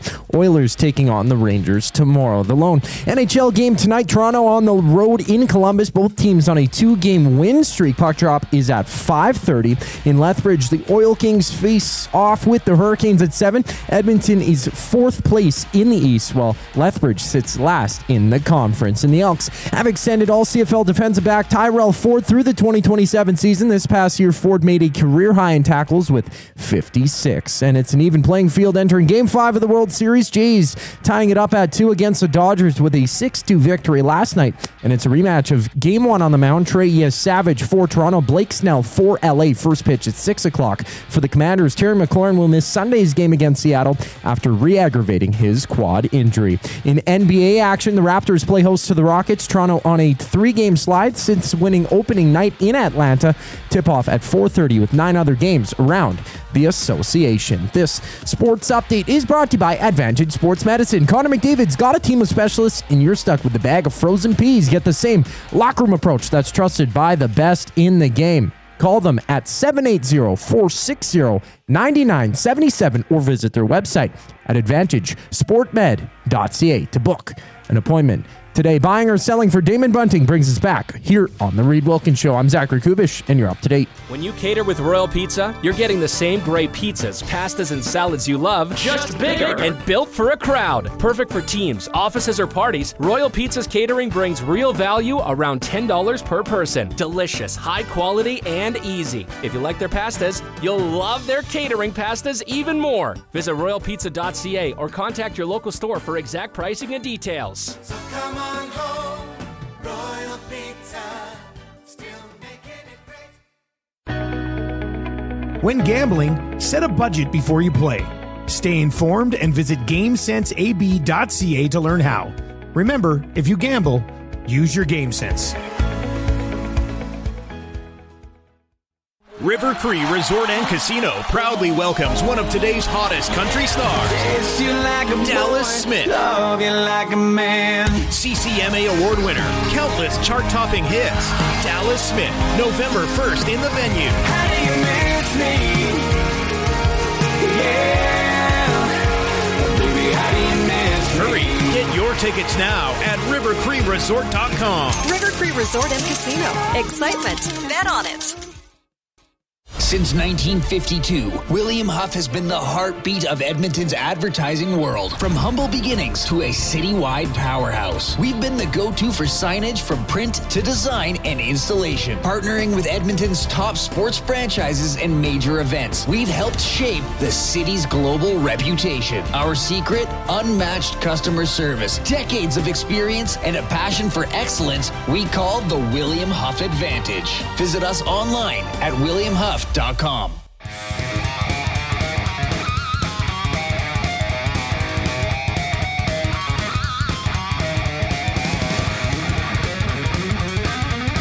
right, hope you're having a great afternoon. He's Jay, I'm Reid. Edmonton Sports Talk presented by Play Alberta. Thanks a lot for checking us out. Koob is here as well. It's his birthday. Koob, how old are you again? 22 years of age. 22 years of age. Have you lived your entire life in the city of Edmonton? Yes. Born and raised. Born at and the raised Grey in Nuns Edmonton. Hospital. Well, not raised. You've lived in the hospital your entire life. Wow. Yes. Hospital. You've It's heard like of Halloween mall every rats. day. He's a hospital rat. Kooby go poo poo. Probably did. Probably. Probably did. I'm I don't know. I didn't even mean to hit that. I'm twice as the age of you. Exactly. Well, I'm 44. Not I today, turned but 44 same on year. October 7th. Oh, Wow. Isn't that twice the weird? experience. Probably. Yeah. Yeah. That would fit. That'd follow suit. I'd wager on that. Yeah. Oilers skating today. They will play the New York Rangers tomorrow, game 2 of the 3-game homestand. The Edmonton Elks having some news today. Tyrell Ford signing a 1-year extension, so that takes him through the 2027 season. Of course, the CFL playoff games coming up this weekend, where we have Winnipeg at Muttle, and Kuga at Bus. Well, it's actually Book. Are we picking the home teams in both? We'll talk more about those on Friday. Probably. Yeah, we'll have to. I don't think Calgary's got a sniff against BC, especially if BC plays the way they can. Rourke. I don't know. Winnipeg, I just keep on holding hope because they continue to do it year over year. True. When are they going to take that step back? I don't know. It could be this year. I mean, Davis Alexander is undefeated, Reid, as the starting quarterback. No, he's only played 11 games I because know. he's been hurt, but not losing is outstanding. He's pretty good. We'll see. All right. And Dusty's going, I think he's going to Montreal. He's going to Middle to call the games. So it's once again, they're doing the playoff games on Saturday. So this Saturday, next Saturday, and then the Grey Cup is on Sunday the 16th. And Regina got the 2027 Grey Cup? They did. Where are we supposed to get that? Not Edmonton Sports Talk, Edmonton. That was the Scuttle. Yeah, I don't know. I don't know how these things are chosen. I think it's just how many hotels you have. Well, I think Edmonton has plenty more than Regina. Safe to say. Yeah, I would think so. Are you ready for Halloween, by the way? Yeah. Buying or selling for Damon Bunting, a consistent top-producing realtor in the greater Edmonton area for over 18 years. He and his team would love to help you find that right home or make the move from your current home. Community-driven, he understands what it takes to make a difference in our city. Check him out, DamonBunting.com. Instagram handle, Damon Bunting Real Estate. I want to hear this from our listeners as well. Buying or selling, you get your Halloween candy before the morning of October 31st or the way home from work on October the 31st. Oh, we've been rocking Halloween candy in our house all month. So you can eat it ahead of time. Yeah, the problem is we ran out. So you can, nothing to give away. No, my daughters have coaxed me into, Dad, we should get this one. Dad, we should get this box. So we currently have a box that's been opened, but it's been going good. My daughter, they went Halloween outfit shopping last night. My middle daughter, I don't know still what her I guess outfit is. Are they gonna be all called. dressing up? Yeah. And what are their ages again? 13, 11, 9. 13, 11, 9. Yeah. Okay. And it's nice that they're back in school. They can. So can go I and ask do the what they're thing. going as, or is that inappropriate? No. Well, I don't know. Like one, I think is like a clown. Okay. Like a creepy clown or just a happy clown? I don't know. TBD, bro. Okay. One, and this is what I'm talking about. Rose, my middle daughter. When I came home last night, they were in the bathroom, and my wife said, "Hey, Jay, can you come in here?" So I go in there, and my wife's doing something with my youngest daughter, their hair or something. Right.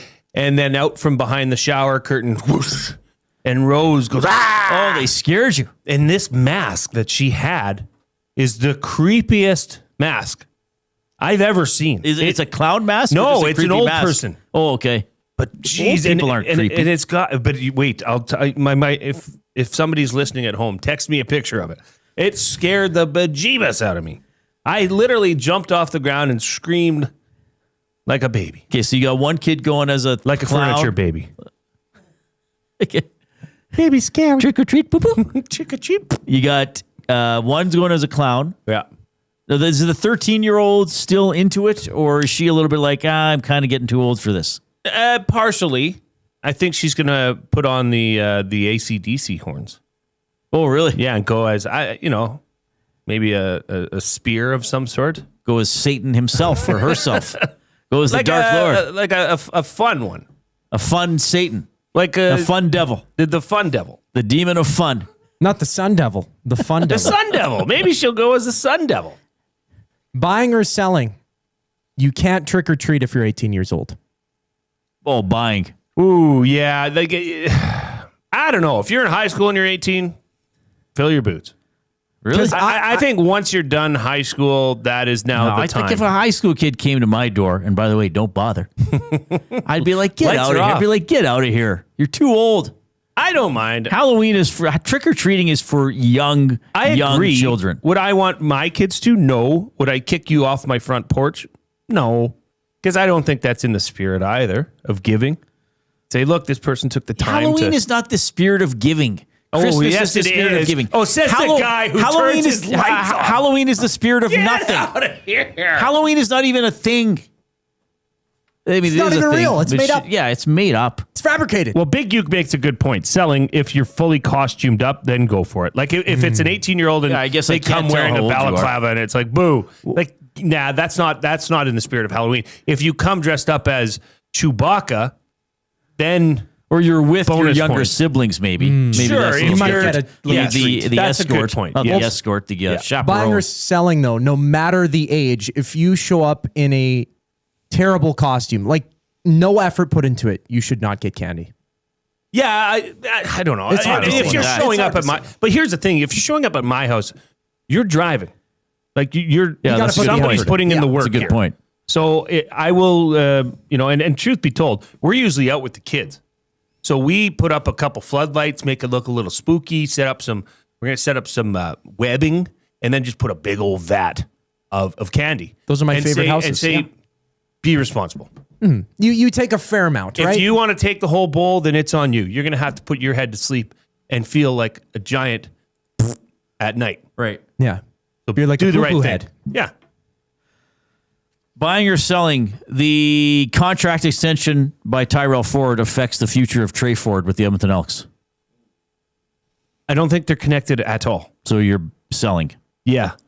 Like I don't... Sorry, you don't think they're connected what? At all. That's so annoying. I didn't do it to annoy you. In fact, I didn't know it annoyed you.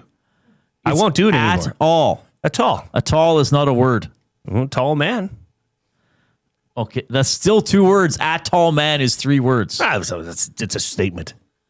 You can put it together. No, I don't think they're connected, Reid. I think Trey's time here in Edmonton has passed. Yeah. I will say that is a positive signing or extension for Elks fans, because that means that this is not now okay, brothers go here, twin brothers go there. Right. Tyrell Ford is committed to this team, committed to growing. If this team now has J.J. Ross and Tyrell Ford on the hot corners, that is a great duo. Right. That is a shutdown duo. For Elks fans, this is a fantastic day, fantastic extension. Now they just got to lock up Cody. That's the next. Well, they got to thing keep happen. an eye out for a quarterback that can push him, if not exceed him. But I don't like. A couple people have asked me. Well, more than a couple people. Well, if Trey Ford gets cut or is traded, well, Tyrell's going to leave. No, I don't think so. Tyrell has a contract too. Now he has an even longer contract. I don't think he's thinking, oh, I can only play with my brother. And a pretty healthy contract. And it's not, I'm sure he supports his brother, but it's also, they've played football their whole lives. They know there's competition for jobs on your team and on other teams. I don't think Tyrell is saying, well, I'm only going to play for a team that makes my brother the starter. No, I don't think he's thinking that way. No, it's a unique experience, once in a lifetime experience to play professional football with your brother, let alone your twin brother. Right. But that doesn't necessarily define you as to what team you're going to play for. No. Yeah, so I don't think that's going to... Well, I mean, we'll see what happens. I guess we're kind of assuming Trey won't be on the team. We don't know that for sure, but obviously Tyrell doesn't. He signed. And the Elks defense really improved throughout the course of the season. So, I want to see what you thought about that, but I don't think Tyrell is necessarily worried about what Trey's going to do for his own future. I mean, he's his own man as well. 780-218-9999. Koob, let's save the video I gave you for 5. because we got a guest coming up here. So just I don't want to push him back because it's very curious video that we're going to look at. I found once again that I'm old fashioned. I found that out once again. Well, and I know it's right. It just looks so wrong. Yeah, it's just so something wrong. that is right but looks wrong. Yeah, it's just disappointing. Breaks my heart. It really does. It's sad. Heartbreaking footage at 5. 5. Coming up at 5 on Channel 1 News. We are in the Canadian Brewhouse studio. Baby poops. Win big this football season at the Canadian Brewhouse.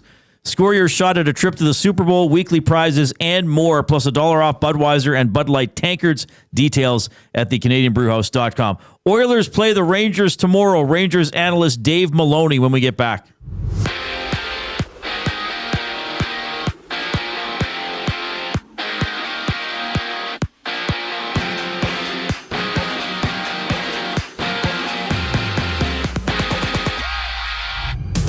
Zach Hyman's return date for the Oilers has been pushed back about a week. Head coach Chris Knobloch confirming that he will not play against the Blackhawks this Saturday, which was the first eligible game for his return. Just one game in the NHL. William Nylander is out for Toronto with a lower body injury. The Maple Leafs and Blue Jackets drop the puck at 5:30.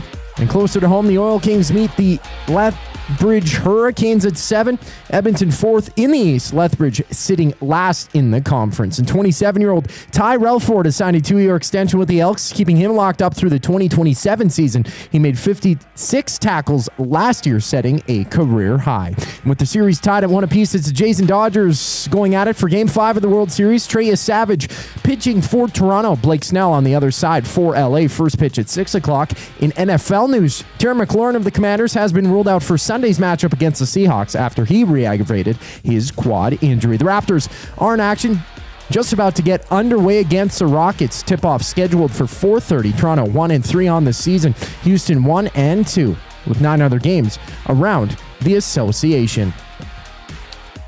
We preview the Oilers' next opponent, the Rangers, up next. I'm Zachary Kubish, and you're up to date. EST Hangout. Our jobs right now, we're currently on the radio. We're sitting here talking nonsense. Well, we love what we do. This is a fun thing. Yeah. Like when you love what you do, it's not work. Thank you, Tommy. But the difference is there's that in every job you have it, you wake up that one day and you're like, I really don't want to go to work today. And when you have that money, it's, I don't have to. Back to sleep. The EST Hangout, presented by Sentinel Storage. Weekday mornings 9 to 11, only on Edmonton Sports Talk. Your clear choice for Edmonton sports. Canada is ready to party like it's 1993. That's right, the Blue Jays are back in the big one. Create space for your watch party with Sentinel Storage, official storage provider of the Toronto Blue Jays. Try 4 weeks free at sentinelstorage.ca. The temperature may be dropping, but the action's heating up. Play Alberta is offering odds boosts on every Oilers game all season long. This is your chance to score big. And for a limited time only, our listeners get an exclusive $50 free bet when they deposit $50 using EST50. That's code EST50 for an exclusive $50 free bet. Alberta wins with Play Alberta. Must be 18 plus to play. If you gamble, please use your game sense. EST Afternoons. Let's give kudos to Knobloch because he sent a message. And maybe a lot of people didn't realize on TV, sometimes you're not just paying attention if Darnell Nurse is out there. I remember there was 5 minutes to go in the second period and they have the ice times of all the players. And he was at 8 at that time. I was like, holy smoke. Good thing for the Oilers website because you can see everybody's shift chart. And he doesn't get on the ice in the second period till 6 minutes and 54 seconds. EST Afternoons, weekday afternoons 1 to 3, only on Edmonton Sports Talk. Your clear choice for Edmonton sports.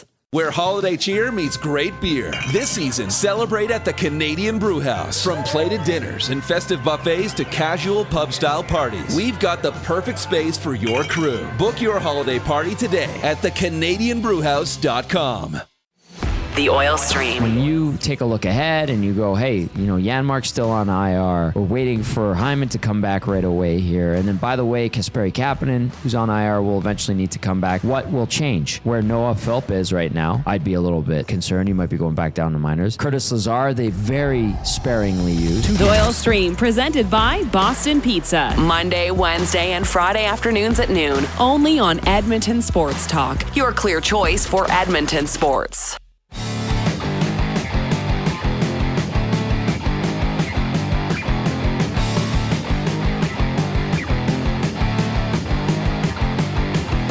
Okay, thanks a lot for tuning in this afternoon. Oilers got the 6-3 win over the Mammoth last night. Can they make it 2 in a row tomorrow when they play the New York Rangers? That's a 7 o'clock game at Rogers Place.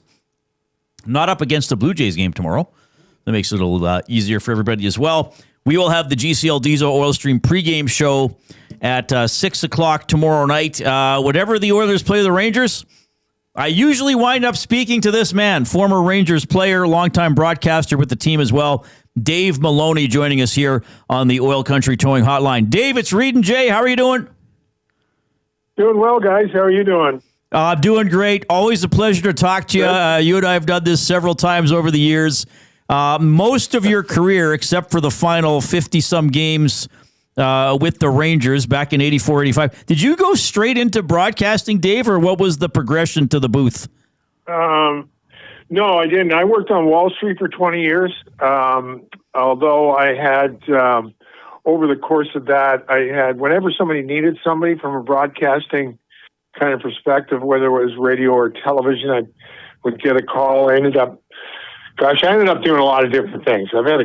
It's been a great run. It's been a great life. So to answer your question, full time, my last 3 years of my career, I interned with the firm I ended up working for 10 years. There was an internship before there were internships on Wall Street. So I had an option after my first summer. They had suggested that if or when I wanted to retire, I would have a job. So I moved along, and 4 years later, I decided that I had a great run at hockey, but it was time to move on. And so it's been great. So to answer your question, I've been involved in hockey for a long time, but I didn't have a real job at one time. Right. Okay. So, we've never talked about this before. Like, were you one of those guys, like, on the floor, like, waving pieces of paper, yelling buy, sell, No. No, it's funny you should ask that, because the Rangers are in their 100th year celebration. And on opening day, they had a bunch of us alum. There were about 10 or 15 of us. They brought us down to the floor of the exchange to open up the New York Stock Exchange. And I told the story, my first summer of interning, part of the rotation was to go down to the floor and spend some time on the floor. And it was at the time, this would be a history lesson for lots of people, but the Brits had invaded the Falkland Islands, islands off the coast of Argentina, and there were a British contingency on the floor were marching along the floor singing God Save the Queen. And it was chaotic down there. And I lasted about a day. And I said, no, this is way too crazy for me. You got to get me out of here. And I never had. And the next time I was down there was, 50 or some odd years later, when we were asked to open ring the bell to open the floor of the Stock Exchange. But it was a great run. I had been encouraged early in my career to think about life after hockey with the thought that you wouldn't be playing forever. And it was about the best advice I ever got. And so it worked out great. I just had a great opportunity. I stayed involved in hockey, and here I am. All right. Well, here you are. We love having you on the show. This Rangers team is interesting to talk about. I mean, if you don't mind, I'm even going to flash back to last season, because I think I've counted. I went back and checked. There's a bunch of websites that record all this stuff. I think between mid-December and the trade deadline, I believe the Rangers made 8 trades, and I think it was around half the players on their roster. I guess you can't stand pat in the Big Apple, if things aren't going great. No, and I don't know the number, but if I'm certainly not doubting that that's out there. Well, what happened last season? Last season was last season. What happened to the Rangers 2 years ago, on the heels of spectacular goaltending, got to the conference finals, lose to Florida, come into the season, great expectations, get out of the gate, but fundamentally it had run its course. The leadership group. There were some moves that are kind of, from an outsider's perspective, you might go, well, I'm not sure about that one. or this was a good one, different things. But there was a decided initiative with Chris Drury and his staff that they were going to try and change the culture. And ends up probably the penultimate trade might very well, there were two of them, in the acquisition of JT Miller and the trade of Chris Kreider in the off season. So that, to me, just suggested that there was a little sense of leadership and directions that needed to be addressed. And the Rangers have a different presentation. Then you turn around, you hire Mike Sullivan, who's won a couple of cups with Pittsburgh. He brings another new look, and the Rangers are in the process of working their way through that. All right. Well, and then that new look, we're like, what a weird start to the season, right? I mean, the Oilers were one of three teams to shut them out at home. What did you see in those games where they just kind of weren't scoring a lot early on? Well, it's funny because those games, there were Washington, Pittsburgh, and Washington, Edmonton, and Toronto, where games became benchmark games to look at how you play. You do a lot of the little things right and end up losing. And right from day one, Mike Sullivan and his staff, actually the first exhibition game they played against Boston, they were up, 3-0 or something going into the third, and really rolled over in the third in the exhibition game. He kept the group in the locker room for 20 minutes after. And the message was, you're going to lose games, but how do you lose? Did you deserve to lose? Did you play well enough to win and lost? All those different things. And it was a totally different kind of sense of what this franchise had been hearing.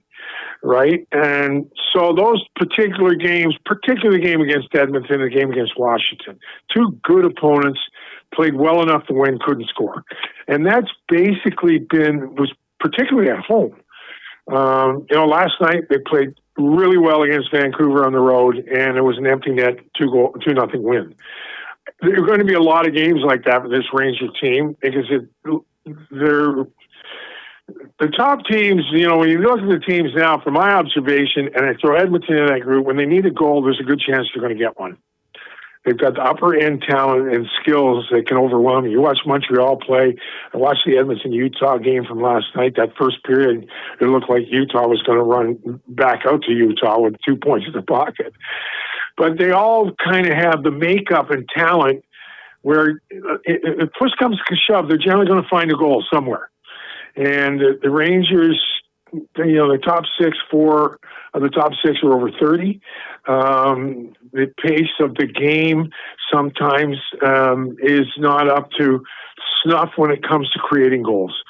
So they have to pay attention to details, and inevitably their goaltender will make a save when it's needed, and they find themselves having to grind themselves along here to create some offense. Dave Maloney of the MSG Network joining us here on the Reid Wilkins Show.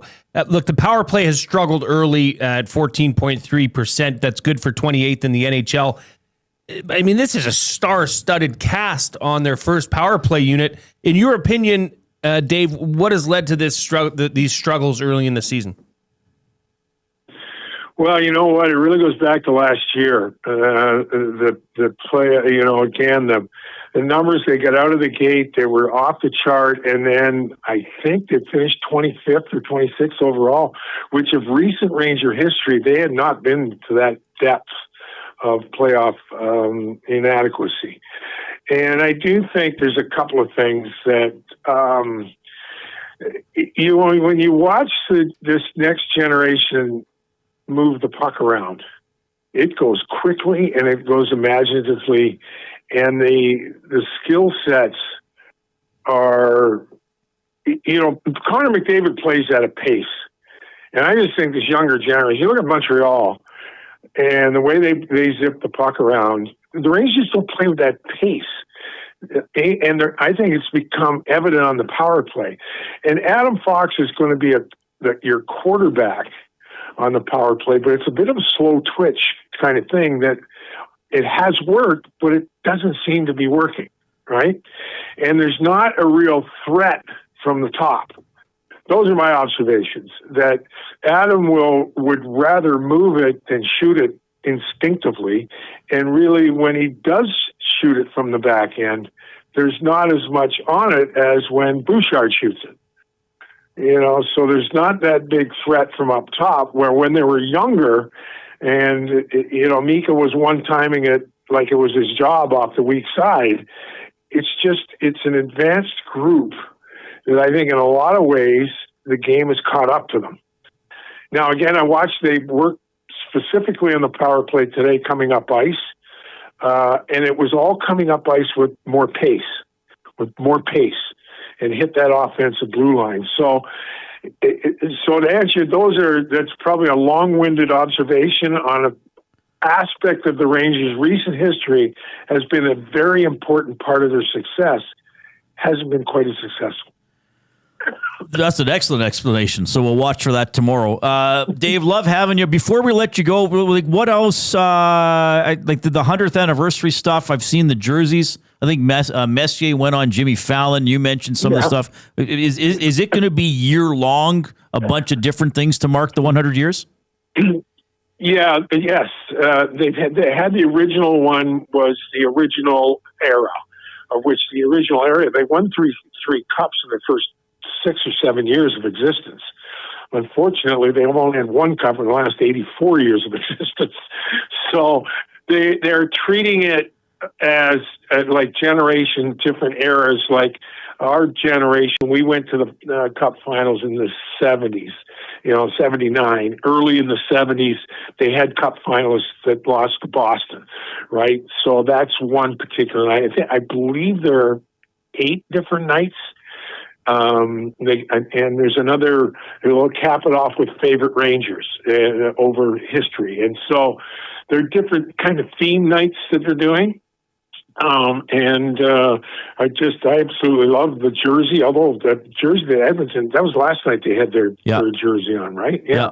I don't know what the reception's been here, but I thought they were pretty sharp looking too. So, but it's all really in the guise of merchandising and, charging $300 or $400 more for jerseys. And, but there's some pretty cool looks out there. And the Rangers have been around again. It's been 100 years and, they're celebrating their time in the National Hockey League. And hopefully the game will kick in, and they have been competitive. I will tell you that they've forced an opponent to earn the right to beat them.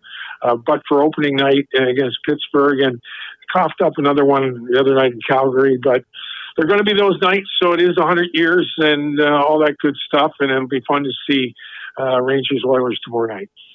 Dave, it's always fun to have you on the show. I'll see you at the rink tomorrow. Love having you. Thanks for always being so generous with your time and telling the story of the New York Rangers. Really appreciate it. We'll see you soon, sir.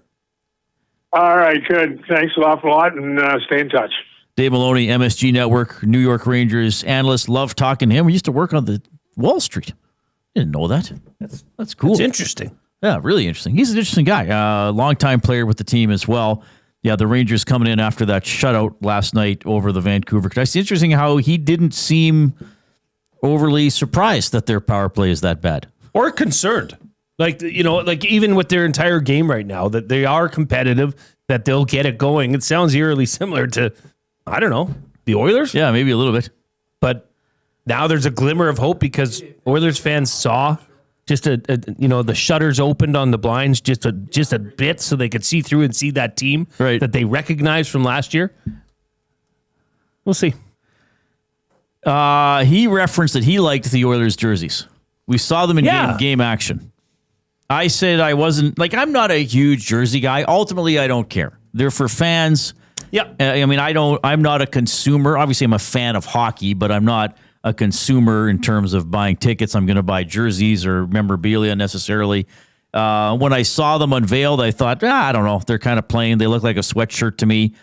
I noticed sitting up in the press box last night, they almost looked gray. I know they're cream, but they kind of looked gray. I got used to them as the game went on, but my initial reaction was I didn't like them that much in the game. Like, it was almost distracting. And that's probably what led me to say brown earlier, because on the broadcast, on the TV broadcast, they looked a lot darker than I remember them looking when they were unveiled. Okay. So did I love them? No. Do I hate? I'm indifferent. Yeah. Really. I mean, it doesn't affect me. And people are going to, they're going to sell enough, even if there are people that don't like them, there will be enough people that like them and buy them that they're going to be fine. Yeah. I'm sure they'll make some money off them. Oh, Which is I'm really sure what they'll it's all do about. just well. Yes. Yeah. I mean, really, from a logical standpoint, there is absolutely no reason to have more than 2 jerseys. One white, one in your team color. The only reason other jerseys exist or jerseys are changed is to try to make money. I mean, I guess maybe a while you might think, you know what, we need to do so. But even that, if you're trying to update your jersey or modernize it or get people talking about it, you're trying to make money. And I'm sure many Oilers fans will buy these jerseys, which is fine. I think they've had better kits, so to speak. Kits, huh? Yeah. That's what the kids call them. Well, I'm right there with all the hip youngsters. Aren't you? We are, of course, Edmonton Sports Talk presented by Play Alberta. Make your bets count for you and everyone else with the Play Alberta app with hundreds of player prop bets on the biggest leagues, NFL, CFL, NHL, NBA, MLB, you name it. You're not just playing for fun, you're supporting your province. Play Alberta revenue helps fund Alberta programs and services. Deposit $50 today with the promo code EST50. Get an EST exclusive $50 free bet to get you started. Here is the Toronto Blue Jays batting order. Davis Schneider, then Vladdy, then Bouchard. Kirk will bat cleanup. Varsho 5th. Ernie Clement will bat 6th. Barger will bat 7th.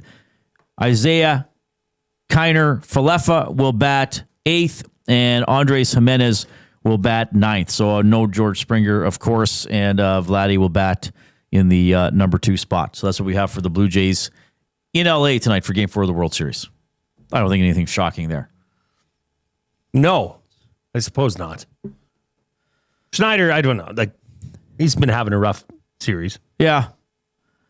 I mean, but they're kind of leaving everybody else in the general spots where they are, as opposed to saying, okay, Clement or Varsho or somebody like that, go bat, lead off. Interesting. 780-218-9999 is how you can text us. That, of course, is the River Cree Resort and Casino inbox. River Cree Resort and Casino, home of Tap 25 Restaurant. $18.99 prime rib special. That's available 7 days a week, except show nights from 11:30 in the morning to 11 p.m. And that is available for dine-in and takeout. A lot of fun chat today. What was our off-topic topic? The off-topic topic was what was said and by who in the first intermission last night in the Oilers dressing room. Wrong answers only. Well, send them in. We've had some good submissions for that. Jasmine said Messier said the Oilers will win after he said Rangers for whatever his brand was promoting. Was that on the Tonight Show, Jasmine? Because I think he's spoken highly of this Oilers team before. Did he say that this year that he thought the Oilers were going to win?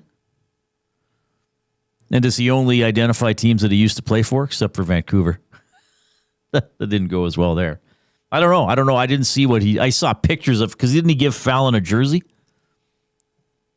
I think Messier gave Fallon a Rangers jersey. I don't watch any of that stuff. Yeah, you hate late night toasts, eh? I don't. I've never watched late night television. You've never watched late night television in your life. No. You never saw Letterman. I know of Letterman. Do you know who he is? I do never watched an episode of David Letterman. Donald Letterman was good. Yes. You seriously never watched David Letterman? I don't like them. They're cringe to me. What's wrong with them? I don't know. I don't find that funny. You didn't think Letterman was funny?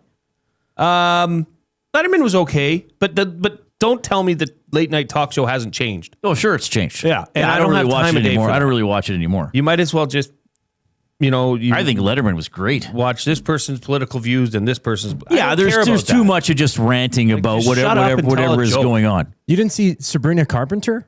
Who's hosting? that? Oh, Koob. Who the hell is Sabrina Carpenter? She sold out Madison Square Garden 5 nights. Okay, but what does that have to do with late night TV? Who I don't know. cares? She was hosting SNL or something. Jeez, you're lucky. Yeah, did you ever watch Saturday Night? You're lucky it's your Yeah, birthday. so that was my next question. Did you ever watch Saturday Night Live? Do you watch Saturday Night I Live? used to. What was your heyday? Oh, Will Ferrell, Chris Kattan. Right. You know that. Yeah, I got into it a bit before that. Like Sandler. That was good times. Yeah. I guess the Farley. the Pepper Boy. Pepper Boy. Yeah. Yes. Why, thank you, Pepper Boy. Yeah, like I think Letterman was just outstanding. I loved his sense of humor. Yeah, that was almost late night television. Yeah, like he was kind of weird. Like Leno was okay. I didn't mind Leno. Yeah, Leno. I don't always stand up, but it's just changed. It's just a giant commercial. For what? For political beliefs. I don't want to watch a late night show and try to get laughs off of somebody that. And I'm not just talking about one side. I don't watch any of it. I find it all to be just inundated with the wrong stuff. I want to laugh that's what I want. Right. Letterman was more of from the Johnny Carson line of thought, where it was just jokes and kind of quick wit humor. Yeah. The top 10 throwing it through the crashing window, the deli shop across the stuff like that. I really enjoyed that. Yeah. Yeah, Letterman did a lot of good stuff. Mm-hmm. Yeah, in his prime, he was excellent. I mean, the last couple seasons maybe weren't as good. See, Leno, I didn't find Leno's I found Leno too safe. And one of his funniest bits was, "Oh, here's funny headlines." He's not even writing that. He's just getting people to send them in. Yeah. And then he screwed Conan over. Like, give me a break. Conan's funny. Conan, to me, I haven't seen him as much, but to me, he's more in the Letterman school, like a little more bizarre and almost Conan's online humor almost. Conan's online content is funny. Like, he does that shtick with his one of his producers that is a really bland guy. It's all a bit. Oh, you're talking about his podcast? No, like they do YouTube stuff. Yeah. Team Coco. Oh, it's so good. Oh, okay. It's funny, but they go to wine and drink. They go to Italy and drink wine, and this guy's a big wine snob, and Conan's just guzzling the wine. Like it's kind of funny. Yeah. See, Jasmine says Letterman interviewed well, but his monologue was not funny. See, I agree that Letterman was a much better interviewer than Leno, and sometimes Letterman would do I remember once Letterman interviewed two soldiers who had been captured, and he just really let them talk, let the emotion come out. Whereas I always found like Leno was always trying to interject himself and quip. But I love Letterman's monologue, just the weird stuff he would do. And Paul Schaefer. Bringing in Schaefer and the stuff they do out on the street and elevator raids. Do you remember when they had the fountains? They just had a fountain in front of Letterman's desk, like the jumping water fountains. No. And then they would come on and they'd play music, and then he'd always have his little cue cards, and he would brush off his desks, and he'd go, "They're moist. They're actually just moist." Like, just weird stuff like that. I enjoyed that as a teen and then into my 20s. I'm sorry you have no joy in your life, Jay. Oh, I have plenty of joy, Reid. Did you ever see... it's Down in My Heart. So Letterman has the... Down in My Heart. Is that the song from the video game I play? I got Exodus? Joy. Oh, no, that's joy something else. Down in my... Exodus song is Father Abraham. Father Abraham. Yeah. So Letterman was on that Between Two Ferns. And Letterman has the huge beard now, right? So one of the outtakes from that is Zach Galifianakis says, "Joined here by Crystal Meth Santa Claus," and Letterman couldn't keep it together. That kind of comedy I have time of day for. Between Two Ferns. Like those are pretty good. Those bits can be quite filthy. Oh yeah, but like some of the jokes I'm uncomfortable with. They're so filthy. And the outtakes, because I don't have that sense of humor. Hilarious. Yeah. Like, I would never joke around about filthy stuff. No, it's clean only. No, I would clean only for sure. All right. We got a break. We'll do Fired Up for Gemco. And okay, I'm going to give it away live on the air. Whether you're on iHeartRadio, TuneIn Radio, or on YouTube, Koob's going to get a birthday present from Jay. So I don't know how this is going to go. I don't know what the gift is. Jay's obviously more thoughtful than I am, because he went and got Koob something, and I kind of got Koob a coffee.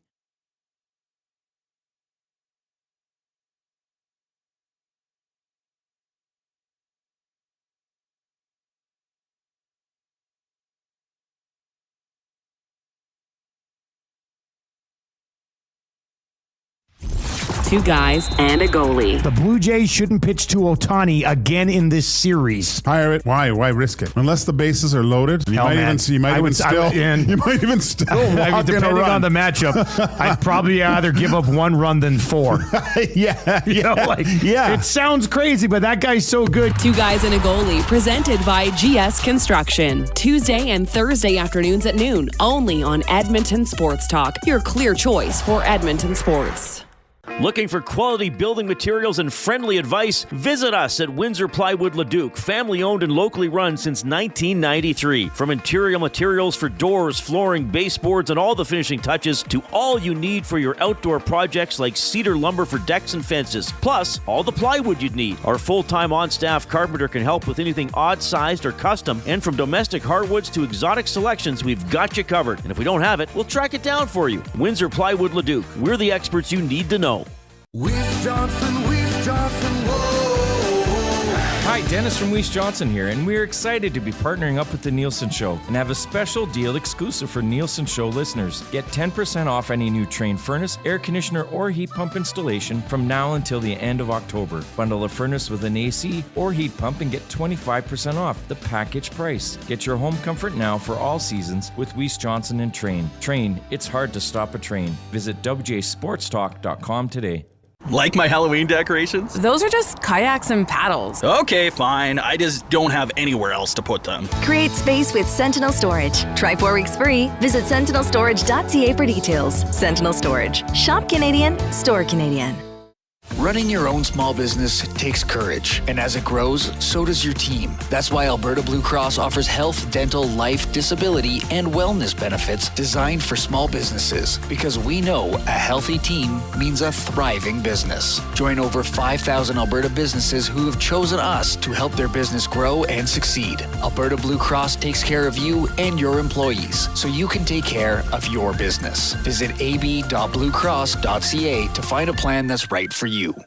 At Mind360, we invite you to embark on your mental health journey in a safe and comfortable space. Conveniently located in St. Albert, Mind360 has a diverse team of experienced clinicians that offer a broad range of tailored services for children, adults, and families. Furthermore, we are very proud to serve our military, veterans, and first responders. If you're looking for counseling, treatment, or assessment, understand that you are not alone. Contact Mind360 at mind360.ca to book an appointment today.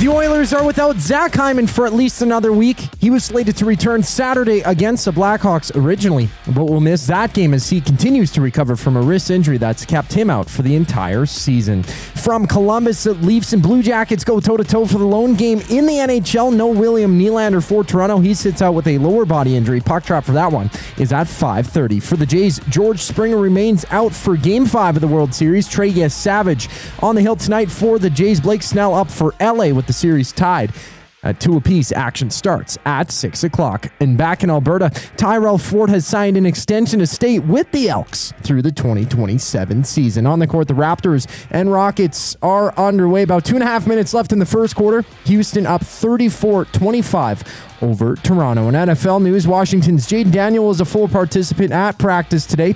He's on track to play Sunday against Seattle. Meanwhile, Terry McLaurin re-injured his quad and will not play this week for Washington. I'm Zachary Kubish. That was your Sports Update. Hour 3 of the Reid Wilkins Show starts right now.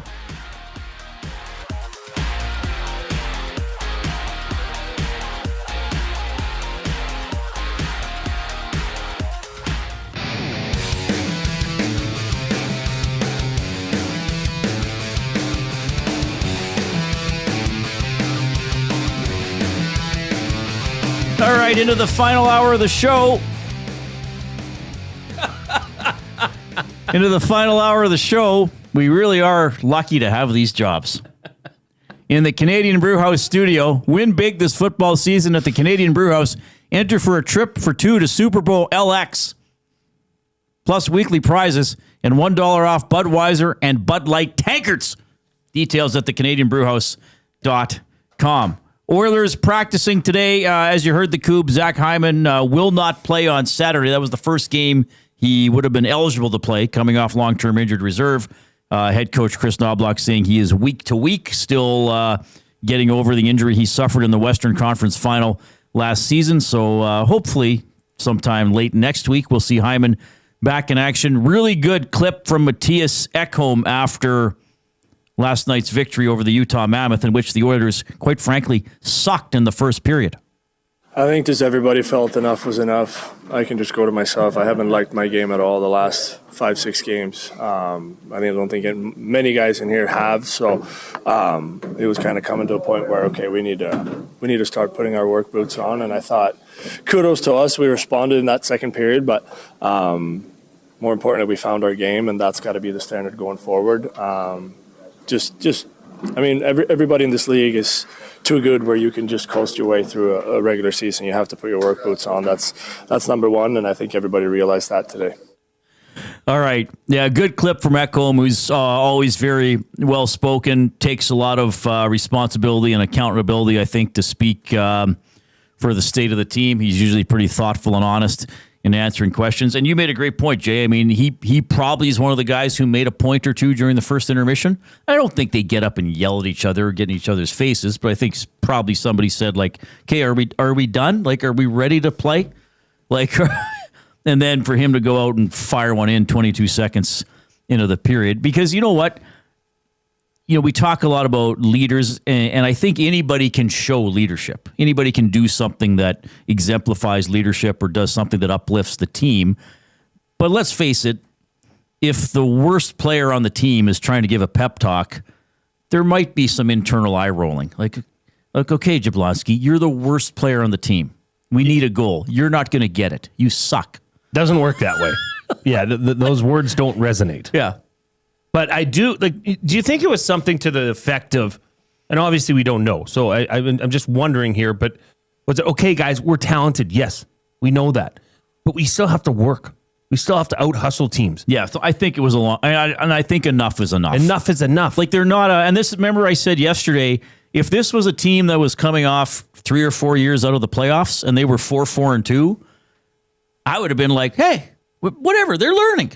Some nights they're going to get their butt kicked, but what a comeback against Montreal. But this team's in a different stage of its maturity and its development, and I hate the Stanley Cup window thing over and over again, but they should be a good team.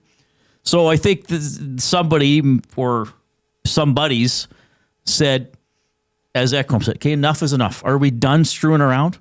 Like, it's game 11. All right, we farted around and are 500 after 10. Whatever. Are we ready to raise the standard that we know what it is? And they're not a younger team like maybe the Elks were this season, trying to discover what the standard is to win a regular season game. Yes. They know what it is. They know what it is. And having a player like Ekholm come out and take accountability like that in a public forum where he says, look, it starts with me. I haven't liked my game. Enough is enough from me. This is the standard. This is what we need to play like moving forward. That brings a lot of intrigue into tomorrow night's matchup. Yeah. Does that message hold? Does this team come out and play the way they did in the second and third period last night? Yeah, well, because they got to do it over and over again. And as much as I question some of the areas of the roster, and I'll probably continue to, you know, as I was saying, I was using that word gumption. Like, they finally played with some gumption. They finally played like, oh, okay, we attacked on the rush. We didn't score. Now the puck's in the corner. As opposed to like, oh, gee, I don't really. That's hard to get. Now they're like, okay, fine. I still want that puck. The first try didn't work. Let's keep hammering away. You ready for Fired Up? Sure. For Gemco Fireplaces, proudly serving Edmonton and area for 45 years, the authorized dealer for Napoleon Fireplaces. Whether it's gas or wood burning, look no further than Canadian-made Napoleon Fireplaces. All the Napoleon products you need are available at Gemco, 9281 50th Street. So it is Koob's, Zachary Kubish's. Am I the first one to call you the Koob?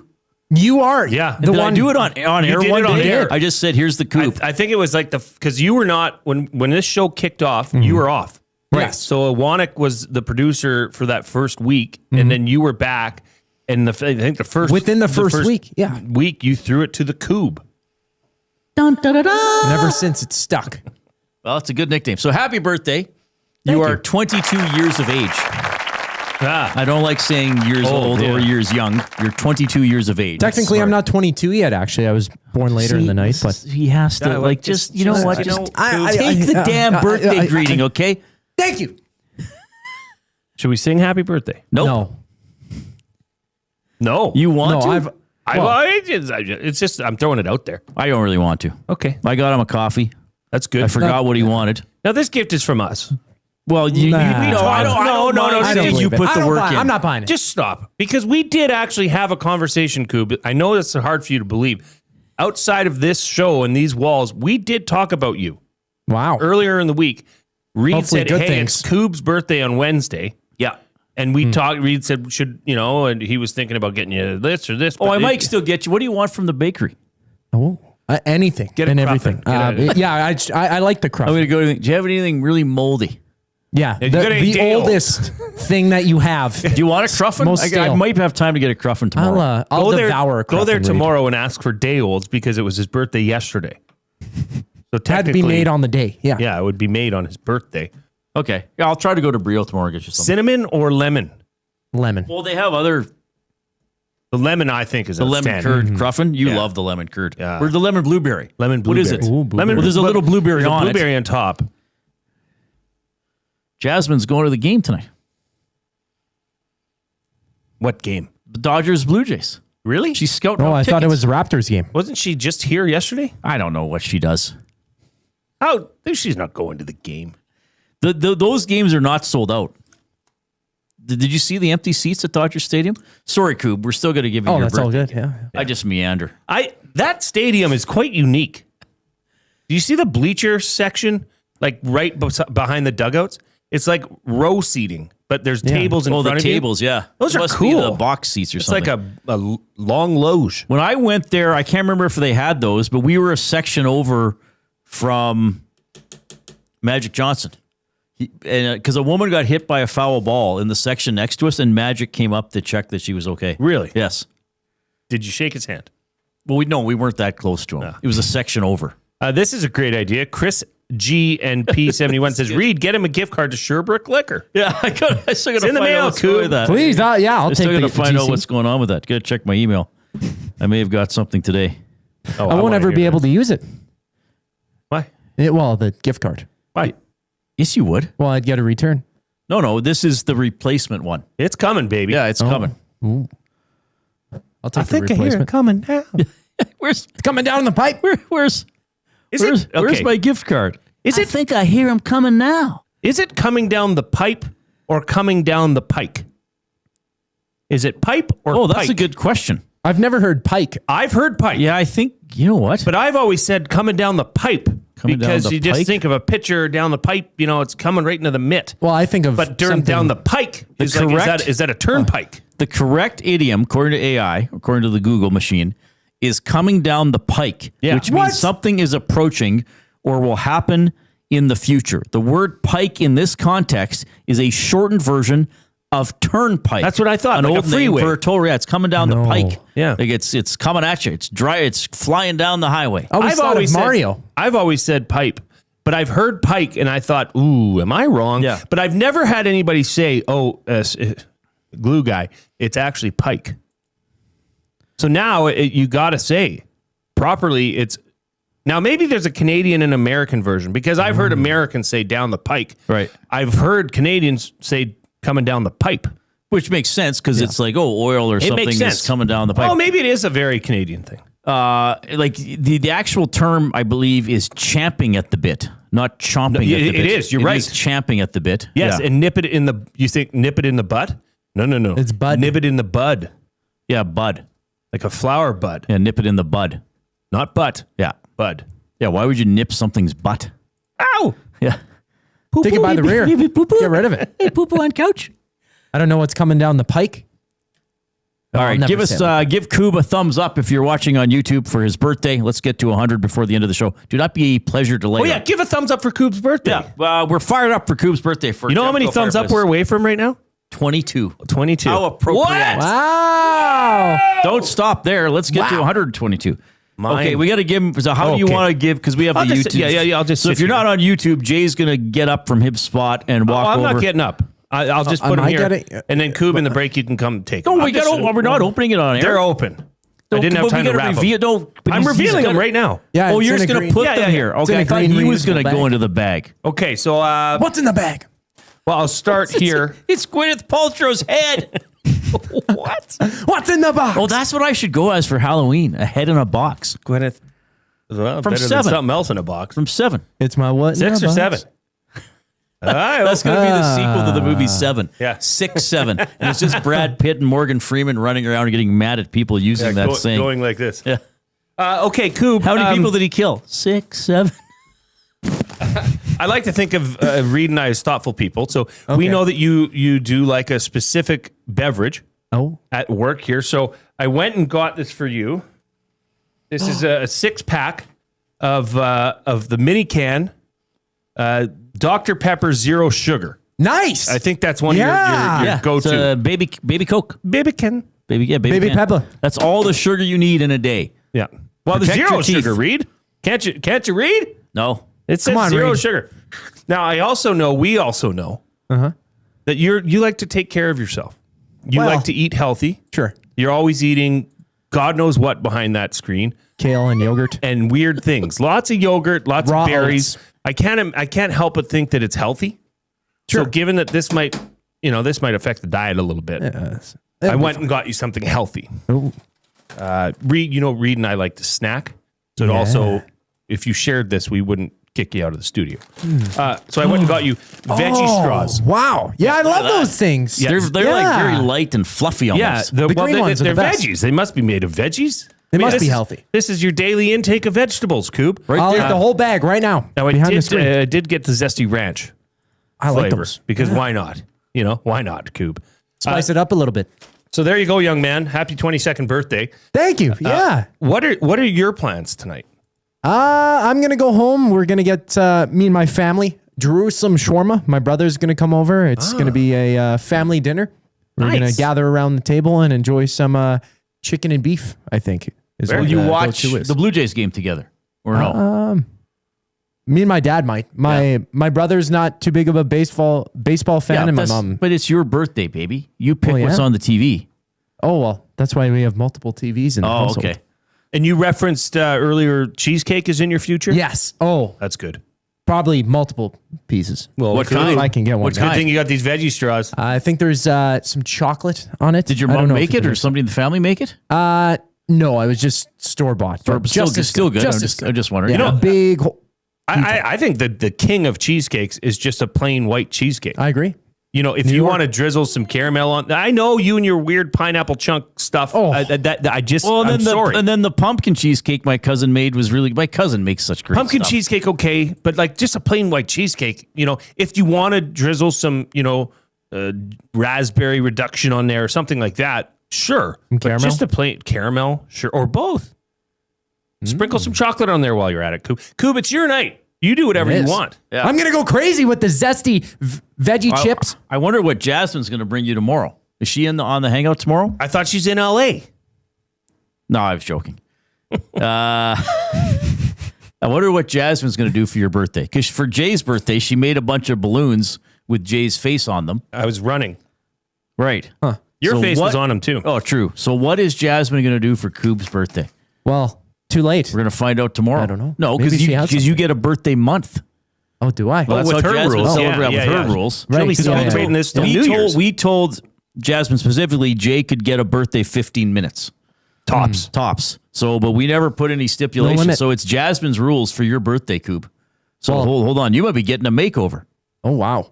Well, That would Trev's be kinda birthday is fun. right around the corner too. When's his birthday? The 3rd of November. Is it? Oh, Yeah. interesting. I'll have to put that in I think I have that in my phone. Yeah. Let's do Just a reminder. Fired Up here for Gemco. Can we do the silly video? Oh yeah. So The this, one of me? if you're No. if you're not on YouTube, I'll describe this to you. We're playing it here on YouTube. YouTube Trev birthday, Monday, November 9th or 3rd. I don't know if I have that in. I'll have to put it in mine. So Jay and I talked about this. It was during the NCAA tournament. You and I realized that even though we have pretty much consistently watched basketball our entire lives, Yeah. that we have lost track of what traveling is.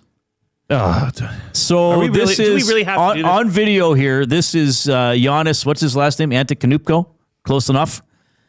Taking about 8 steps and bouncing the ball once. So he is going to repeat, Koob. So he gets the ball, steps with his left, steps with his right, dribbles. Ball's now back up to his right hand, steps with the left, steps with the right, jab step with the left. Now he has both hands on the ball, steps with the right, steps with the left, and shoots off one leg and scores. My intuition of being a sports observer was like, that's traveling. You can't take that many steps and only dribble the ball once. But as we learned, because remember there was that kid in the NCAA hit that great shot, and I was like, "Is that traveling?" Right from it's like no, Maryland in the Sweet 16 or Sweet 16 or whatever. And I talked to a couple of refs that I know, and they said no, like you're allowed a gather step, like a 0 step, in which you are collecting the ball, and then now they're usually giving you a 1-2 after that. So this one. Here's what my ref acquaintance texted me. Probably looks worse at full speed. Slow motion shows the skill at which Giannis, in this case, sets the ball on its path and gathers it late to make the final steps. Pretty common skill displayed by good ball handlers and scorers at that level. Fact is, he could have gathered at any time through this motion, but defenders were backing up and didn't force him early, so he took what they gave him at speed, which is what makes him so good. The gather by rule in FIBA is a ball that comes to rest in one or both hands. You can see the ball is still spinning, so he's kept his hand adjacent to the ball, but it hasn't come to rest. You can see that happens when the spin stops, and then he gets his steps in after that. So it's kind of like you can dribble, the ball comes back up to your hand, and you know you're not going to dribble again, but you can kind of leave it spinning against your hand, take a couple more steps that still count towards the dribble that just happened, then catch the ball with both hands, and then get 2 more steps after that. That's a legal play. That's clever ball handling. That's elite ball handling to do that. I look at that and say you get 1 step after you pick up the ball. Or have started to pick up the ball. The ball spinning is the key here. Yes. That it was still spinning even though it looked like it was in his hand, but he hadn't gathered it. It hadn't come to rest in one or both of his hands. So my question to you is, okay, Giannis gets a rebound tomorrow or tonight, whenever he plays next. Right. And he just puts it on his finger and spins it. and runs down the court. Are you going to say now that this is not gathered yet? And he is still in continue, or dribbles it once and then continues it on his finger because the ball is still spinning. They probably have a rule about that, but I see what you're getting at.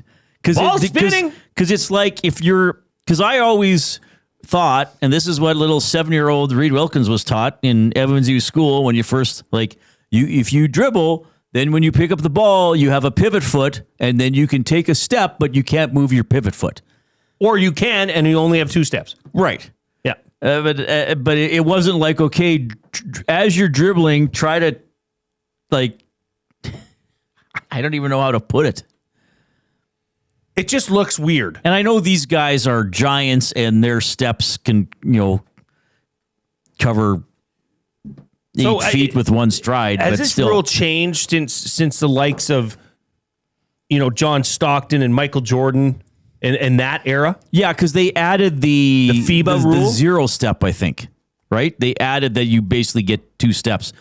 NBA traveling rule states that a player can take 2 steps after gathering the ball for a stop, pass, or shot.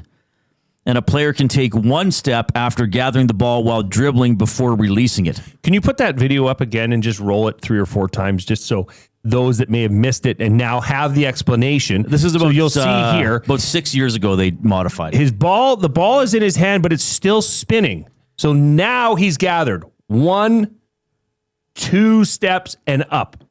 In total, though, it was more like 6 steps. But by rule, you would say, okay, dribble 1, 2, 3. See, now there's the gavel. Those that 5 bug step. me. Yeah. Those that bug me. Those 2 little quick ones where he almost fakes left and comes back right while he's picking up the ball, but he hasn't fully picked it up. That kind of bugs me. And I know people in the nasty chat are like, get with it, Reid. But I don't know. Get with it. It looks like, weird to me. It is weird. I mean, he dribbled from the 3-point line and in. And it was not like that just doesn't happen every day. Now, is this elite? And is Giannis taking advantage of or not taking advantage? Is he just elite?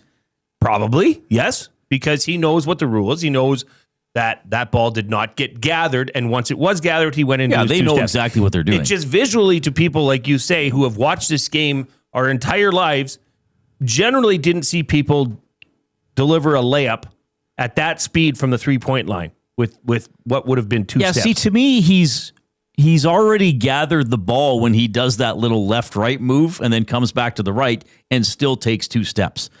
I mean, depending on how you break it down, he took 4, if not 5 steps after his only dribble.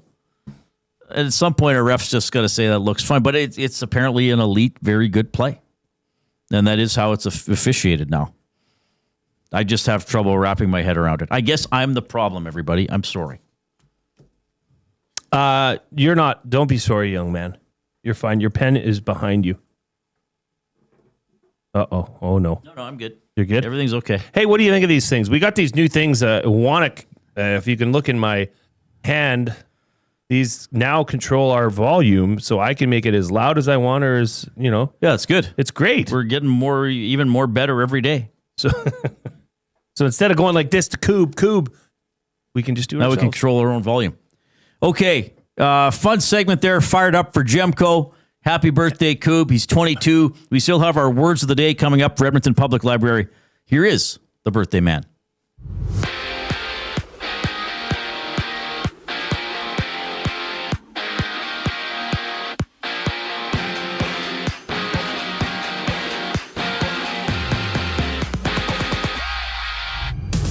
Zach Hyman of the Oilers will miss about another week. He was slated to return Saturday against the Blackhawks, but will miss the game as he continues to recover from a wrist injury that he suffered Game 4 of the West Final. From Columbus, the Leafs and Blue Jackets go toe-to-toe. It's the lone game in the NHL. No William Nylander for Toronto. He's out with a lower body injury. Puck drop to go momentarily. And for the Jays, George Springer is out of the lineup for the Jays in Game 5 of the World Series. He missed yesterday's game as well. Trey Savage on the mound for Toronto. Blake Snell up for LA. The series tied at 2 apiece. Action starts at 6 o'clock. And in E-Town, Tyrell Ford has inked an extension to stay with the Double E through the 2027 season. On the court right now, with 4 minutes to go in the second, the Raptors are up 3 points, 59-56 over the Rockets. And down south, Washington's Gene Daniels with a full participant at practice and is on track to play Sunday against Seattle. Meanwhile, Terry McLaurin re-injured his quad and will not play this week for the Commanders. The Reid Wilkins Show continues after the break. I'm Zachary Kubish, keeping you up to date. The temperature may be dropping, but the action's heating up. Play Alberta is offering odds boosts on every Oilers game all season long. This is your chance to score big. And for a limited time only, our listeners get an exclusive $50 free bet when they deposit $50 using EST50. That's code EST50 for an exclusive $50 free bet. Alberta wins with Play Alberta. Must be 18 plus to play. If you gamble, please use your game sense. It's wing showdown time at the Canadian Brewhouse. Creamy street corn goes head-to-head with Mexican chili lime. 2 bold flavors battling for your taste buds. Grab them anytime, or just 69 cents every Wing Wednesday. The Canadian Brewhouse. Our house is your house. River Cree Resort and Casino proudly welcomes one of today's hottest country stars, Dallas Smith. Love you like a man. CCMA award winner, countless chart-topping hits. Dallas Smith, November 1st in the venue. How do you miss me? Yeah. Baby, how do you miss me? Hurry, get your tickets now at rivercreeresort.com. River Cree Resort and Casino. Excitement. Bet on it. Canada is ready to party like it's 1993. That's right, the Blue Jays are back in the big one. Create space for your watch party with Sentinel Storage, official storage provider of the Toronto Blue Jays. Try 4 weeks free at sentinelstorage.ca. You know what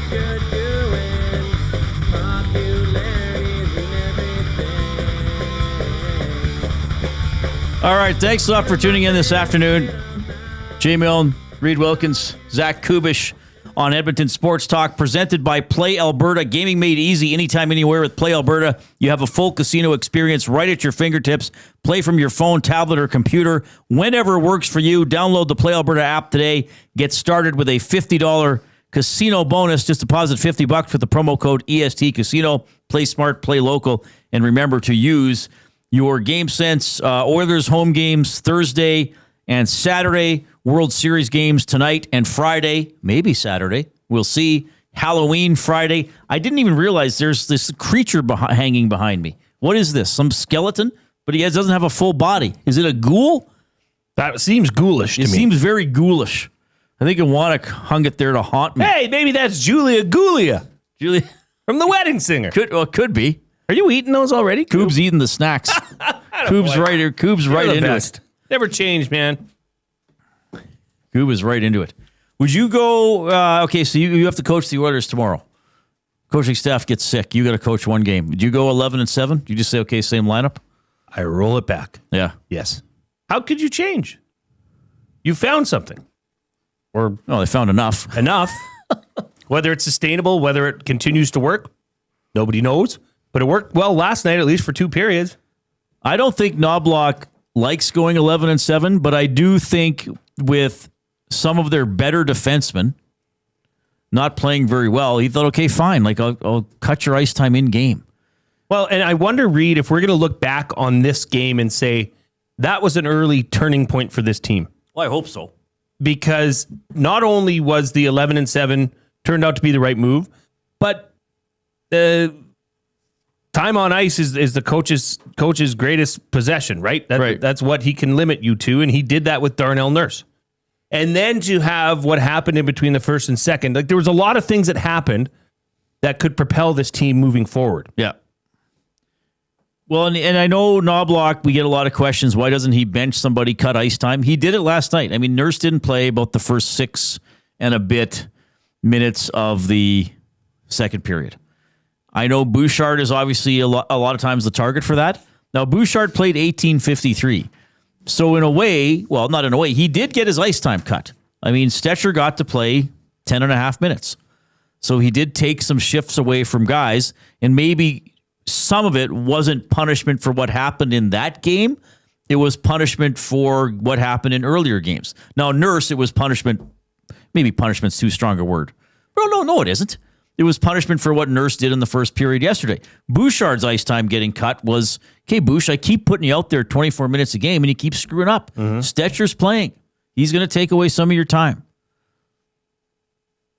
I mean, only one player was under 10 minutes. Isaac Howard. Right. There, and so he used Stetcher. I mean, sometimes the seventh defenseman gets in the lineup and he plays 4.5 minutes. Yep. Right, or he just kills penalties. Stetcher got to play. Bouchard didn't play as much as usual. How much? What did Ekholm get to again? 18:57. Nurse played 16:49. Right. Yep. Kulak played 18:45. Wallman played the most out of any D, 19:43, and he probably should be the way he's been playing. Maybe that's just the key, is distributing the minutes a bit more evenly throughout that 7 D men. Well, and here's another thing that I haven't. I mean, a lot of times when Bouchard gets criticized, it's he gave the puck away or he didn't play sturdy enough. You know, like I've talked about it. Okay, you gave the puck away. Well, hustle back. Don't have this upright posture. I'm going to sweep my stick and hope I hit the puck. But Bouchard has taken 2 horrific penalties in the last week. Mm-hmm. Like 100% unnecessary and indefensible. Slashing, I can't remember who the Montreal player was. Was it Kerfoot? Slashing the Montreal player after a goal. You can't hope to get away with that. And then that slash yesterday. Okay, you're in a battle with a guy. Welcome to hockey. You're going to slash him with the ref staring at you from the other side of the net? Yeah. With your team up 2 goals in the third period? It's like we were talking about with Anderson lipping off. You can like or not like that call. Don't give the ref a chance to make a call against you when you're trying to protect the lead. Don't give the other team any bit of light. Like if Utah scores on that power play and then ties it 5-5, that's all we're talking about today is that Bouch penalty. Yes. Why do it? You've played well. You've played how much time was left when he took it? So he took it 7:05 into the third. So you've just played 27 minutes of your best hockey of the season. You've outscored your opponent 5-1 in a 27-minute span. That's darn good. And you're going to slash a guy because he's forechecking hard against you? Like, come on, Bouch. Yep. Think. That's a selfish penalty, quite frankly. Good point. I mean, they won, but I'm saying that's, as a coach, that would frustrate me. You know? Like, that would almost frustrate me more than a turnover. Because, okay, sometimes Bouch tries a silly pass, and you're like, why is he trying that pass?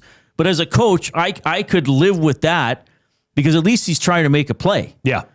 I could live with that more than a slashing penalty of that caliber. When it's like, okay, why are you doing that? Like, stand up to the guy. Or it's like, okay, skate away. Don't, like, you know you're going to get called. If he wouldn't have been, if Bouchard hadn't been called a penalty in either situation, he would have been lucky. Like, that's not on the ref. Well, why are they calling that? Like, those are obvious penalties. Yeah. Like, that would, as a coach, coaching adults who've played hockey all their lives and are now doing it professionally, that would frustrate me more than a turnover or something like that. That is because that's, in that moment, Bouchard is losing his cool and deciding, you know what, it's worth me slashing this guy. No, I think you're nailing it, bud. That could have been a very big turning point, and it was for no reason. Yeah. Just brain dead, or, not brain dead, but brain fart. A moment of weakness. I don't know. Yeah, but you can't. It's not necessary. Yeah, good point. Unnecessary. Why give the other team a window? Yep. Like if and I always think, okay, think of it, for most of you are Oilers fans, think if an opponent did that to an Oilers player, you'd be like, what a clown. Yeah. Thank God he did that. Yeah, look what he's doing. He just opened the door for us. Yeah. Just opened the door for us to maybe get a goal and get within one and then maybe tie the game. Yep. So that's what, I'm not just saying this just to pick on Bouchard, but I think that penalty against Montreal gave Knobloch another instant to think, okay, well, I can't trust that guy, right? Well said. All right. Are you upset with me? No, I'm very happy with you. More than usual. You can text 780-218-9999. The afternoon inbox presented by River Cree Resort and Casino, home of the kitchen restaurant. Sundays and Mondays, 50% off the entire menu. Available Sundays and Mondays, 5 p.m. until close. So he did wind up with 3 assists. Couple points for Ekholm. Ekholm was named the first star, eh?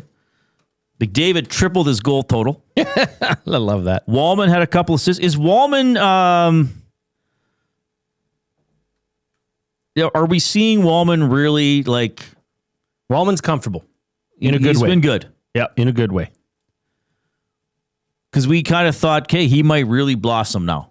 He's not on a crappy San Jose team. He's got other good defensemen around him, in theory. In theory. Well, he's been their best. He hasn't played enough games, but he's kind of been their best defenseman because he hasn't been messing up. When he was extended with that 7-7 deal, yeah, there was okay, I think, Oilers fans generally thought, well, yeah, this will be a steal by the end of it. It could be a steal by the end of year 1 of him being at $7 million. If he keeps playing like this, Reid. Well, and I still think, despite some of the struggles that certain players have had, we talked about the potential for this Oilers defense to produce points. Bouchard has 7 points in 11 games. Ekholm has 6 in 11. Wallman has 5 in 5. Nurse has 5 in 11. You could have 4 Oilers defensemen with 40 points. It's a good problem. That's pretty good. and we've even seen how, what was the play Wallman, the Podkolzin winning goal against Montreal. He kept that puck in right on the blue line. Yep. Made a pass.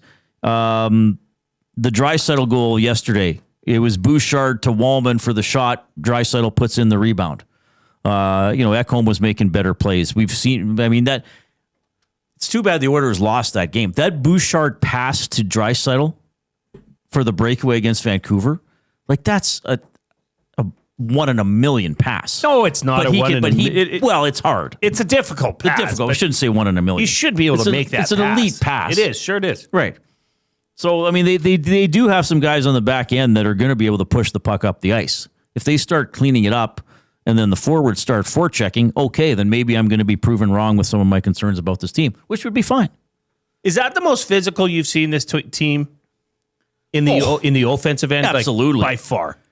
Like they looked like they wanted to engage contact. Right. It wasn't like, it's like I was saying earlier. Yeah, it wasn't like, well, we didn't score off the rush. So I'll kind of swoop in and see. It was like, no, the puck's on the wall. Great. I'm going to go get it. Yeah, go get it. Yeah. Go get in there. And then it wasn't like, okay, we got it. Now can we pass it 18 more times behind the back? Puck on net. It's like, put it on the net. Who's going to the net? Who's in that area? Who's creating? And I know a couple of the rebounds were longer rebounds, but still it started by, like we talked about, moving the goalie around, moving the defenders around. Where's the rebound going to go? And sometimes you might get a break and it goes right to your guy.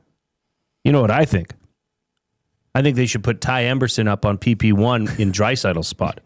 After seeing that shot. Flick in there. That was a good play by him. That's a good for shot. him. He doesn't score a ton. Yeah.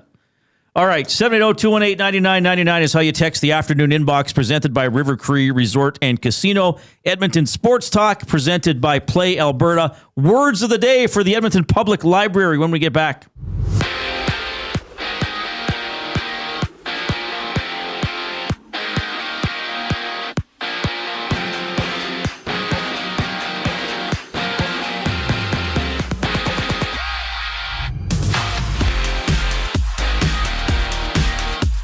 Zach Hyman will not return for the Oilers November 1st against the Blackhawks. He remains out week to week with a wrist injury sustained in Game 4 of the West Final. Oilers take on the Rangers tomorrow. And the lone NHL game tonight is underway. It's scoreless between the Maple Leafs and Blue Jackets about 3 minutes into action. No William Nylander for Toronto. He's out with a lower body injury in the CFL. The Elks have extended all CFL defensive back Tyrell Ford through the 2027 season. Meanwhile, George Springer is out for the Jays lineup for the second straight game after leaving Game 3 of the World Series following an awkward swing at home plate. Tonight, it's a rematch of Game 1 on the mound. Trey Savage for Toronto, Blake Snell for LA. First pitch at 6 o'clock. The series locked at 1 apiece. On the court, the Raptors trail the Rockets 70-63 at halftime. Brandon Ingram putting up 18 points for Toronto through 16 minutes of play so far. And for the Commanders, Terry McLaurin will miss Sunday's game against Seattle. He re-aggravated a quad injury. In other Commanders news, Jaden Daniels was a full participant at practice. He's on track to play the Seahawks this week. The Reid Wilkins Show wraps up with the word of the day next on the show. I'm Zachary Kubish, and you're up to date. If you're like me, you like to picture yourself in luxury, even though there's absolutely no way you can afford it. And if you can, well, even better. Thankfully, I picture myself in something that is luxury, but still absolutely affordable, like the all-new Mazda CX-90 from Park Mazda. With the new luxury features like facial recognition settings and quilted detail Napa leather seating, I can pretend to be comfortable with all of my proper settings activated without even touching a button, thanks to Mitch Lewicki and the great staff at Park Mazda. I like to picture Mitch Lewicki as a ninja fighting off evil samurai. Park Mazda, your dealer for life in Sherwood Park off Y Road, parkmazda.ca. Your brand deserves more than just a whisper, it deserves a buzz. At the Hive Product Marketing, they specialize in promotional products that bring the buzz. From eye-catching giveaways to unforgettable keepsakes, they got the perfect products to make your brand stand out and get noticed. Visit the Hive Product Marketing and let them create the buzz your business deserves. The Hive Product Marketing, the official merch partner of Edmonton Sports Talk. Visit them online at thehiveproductmarketing.com. Looking for a winning strategy for your retirement? Contact me, Joaquin Gage at K4 Financial, where expertise meets dedication. I will always look for a careful approach to your retirement, ensuring your financial future is secure. From tailored strategies to clear, actionable advice, I'm here to guide you every step of the way. Don't leave your future to chance. Get in touch with me, Joaquin Gage, today at k4financial.ca or email joaquin.gage@k4financial.ca to start planning for a brighter future and a more secure retirement.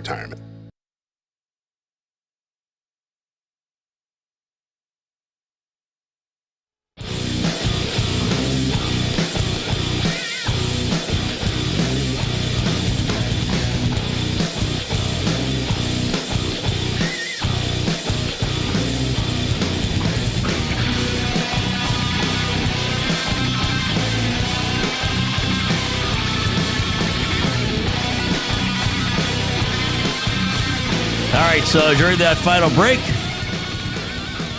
Jay Milne being an excellent colleague, cleaning up in the kitchen, doing some dishes. I was eating chips and getting beer out of the fridge to take home. Who would you sooner work with, everybody? Probably you. Because you're the beer guy. It's a lot more exciting than the cleanup guy. I know what beer I like. Yeah, what'd you grab? I grabbed a couple 6 o'clocker lagers. Because let's just we have say a lot this. of 6 o'clocker right now. You could have any, whatever your flavor is of beer that you like, you could find it in the beer fridge right now. Because Alley Cat just topped us up. Yes. So I got some 6 o'clocker. I was just looking through what's in the fridge. So there was some sort of vanilla cappuccino porter that I would probably enjoy trying. And then I took some sort of a red ale. Nice. Now, might you crack one of these tonight during the Blue Jays game? Because I know you don't drink a lot. So would it be a night where you would say, okay, I'll have a beer? The thing is, I'm going to go. So as you know, like my parents are big sports fans. Yes. And as you know, I spend quite a bit of time with my parents. And they've been watching the World Series. So I'm going to go there to watch the World Series. So then I got to drive home after. Now, maybe if it's not an 18-inning game, maybe it's a quick game and I'm home by 9 or 9:30, maybe I'll have a beverage tonight. Right. Because now we've had some deliveries. Would Louise like a porter? And I was no. A brown ale? Definitely not. Maybe a lager? Probably not. Okay. But there's a lot of IPAs in the fridge, and I don't like IPA. Like I've tried enough beer in my life now. I don't like IPA. So somebody else has to take those. I do. I've been meaning to ask you this. Who does Louise Wilkins have in the crosshairs for this Blue Jays World Series? There's got to be somebody. Ohtani. She texted me last night. She's like, I hate that Ohtani. He's got that look on his face like, look how great I am. Well. And you know what Blue Jay she was down on at first. And now she likes. Stop. I think I told you this. No, I don't think you did. Which, is it a batter? Oh, yeah. Yeah. But she likes him now. Was it Springer? No, Kirk. Because it's the first game she watched against, I think, the Yankees. He had was 0 for 4 or something. She was like, that Kirk guy can't hit. They got to take him out. And I'm like, I don't know, Mom. I think he's pretty good. Now she thinks he's okay. After 4 games, if the Blue Jays, let's say the series ended and the Blue Jays won, who's the World Series MVP? Well, it'd probably be Vladdy. Probably Vladdy. Yeah. Alejandro Kirk's been playing very well. Yes. I think I heard Huss, the great Hustler Amma from Winnipeg Sports Talk, say that he has a 60-1 on Alejandro Kirk being the World Series MVP. Really? Yeah. Oh, that'd be awesome. It's in play. That'd be awesome. It's in play. We need 4 thumbs to get to 100 in the last 4 minutes of the show. So if you haven't already clicked the thumbs up, click it. And if you have, you can't click it again. It won't count, but share the show link with somebody else. Well, can't you click one of all your 17 accounts, Koob, and just get us right over the finish line? One thumb, Koob, for your birthday. He says he's zoned He's out. checked out. He's on birthday He's already time. high on those vegetable sticks you got him.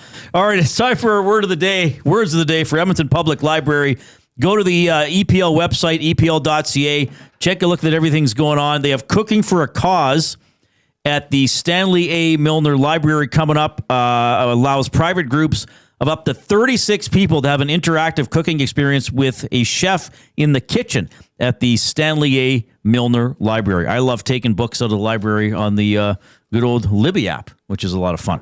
All right, let's. I did pretty well yesterday, didn't I? Oh, I'm sorry. Did I break your concentration? See if I can have 2 good days in a row. It'll probably never happen. Let's find out. English, do you speak it? Then you know what I'm saying. Okay. First word of the day. Deliquesce. Deliquesce. Oh, that is a hard one. I think deliquesce. Is there a Q in it? C. Not. That means yes. I'm actually going to go, I think it's still wrong, but Delaquesce. Oh, so close. Really? Deli. That's what I wrote down originally. No, Reid! I've told you this. But I didn't think it would have deli, delicatessen in it. Deliquesce.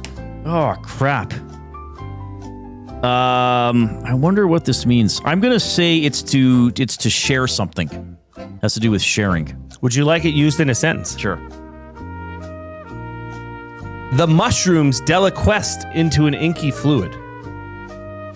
Decomposed? I'll give you that. Rotted? Deliquesce can mean to dissolve or melt away, or in reference to some fungal structures to become soft or liquid with age or maturity. All right. Maturity. I'd only give myself a 0.3. I'm giving you a 0.5. It was a rough go. So that's 0.5 out of 2. Okay. I can't believe I spelled it right initially and didn't trust myself yet again. Second word of the day, atoll. Oh, sorry. I'm mispronouncing it. Atoll? Atoll. What? Atoll. I'm just going to double check, Reid. Hang on. Make sure I've got the pronunciation correct. I think Atoll. A-T-O-L-L. Isn't this kind of like a reef? I think it's some sort of, yeah. How about that, everybody? Yeah. Hey, don't question my marine knowledge. Arr. Captain Reid Wilkins here. I got that one. That was good. Atoll is a coral island consisting of a reef surrounding a lagoon. Yeah, totally. Well, that was a good show. All right, I'm on the morning show tomorrow, the Nielsen Show. I'll be joining them around 7:45. That'll be fun. That was Words of the Day for Edmonton Public Library. Koob, have a great birthday evening. We love you, buddy. On behalf of Jay Milne, I'm Reid. Enjoy the Blue Jays game.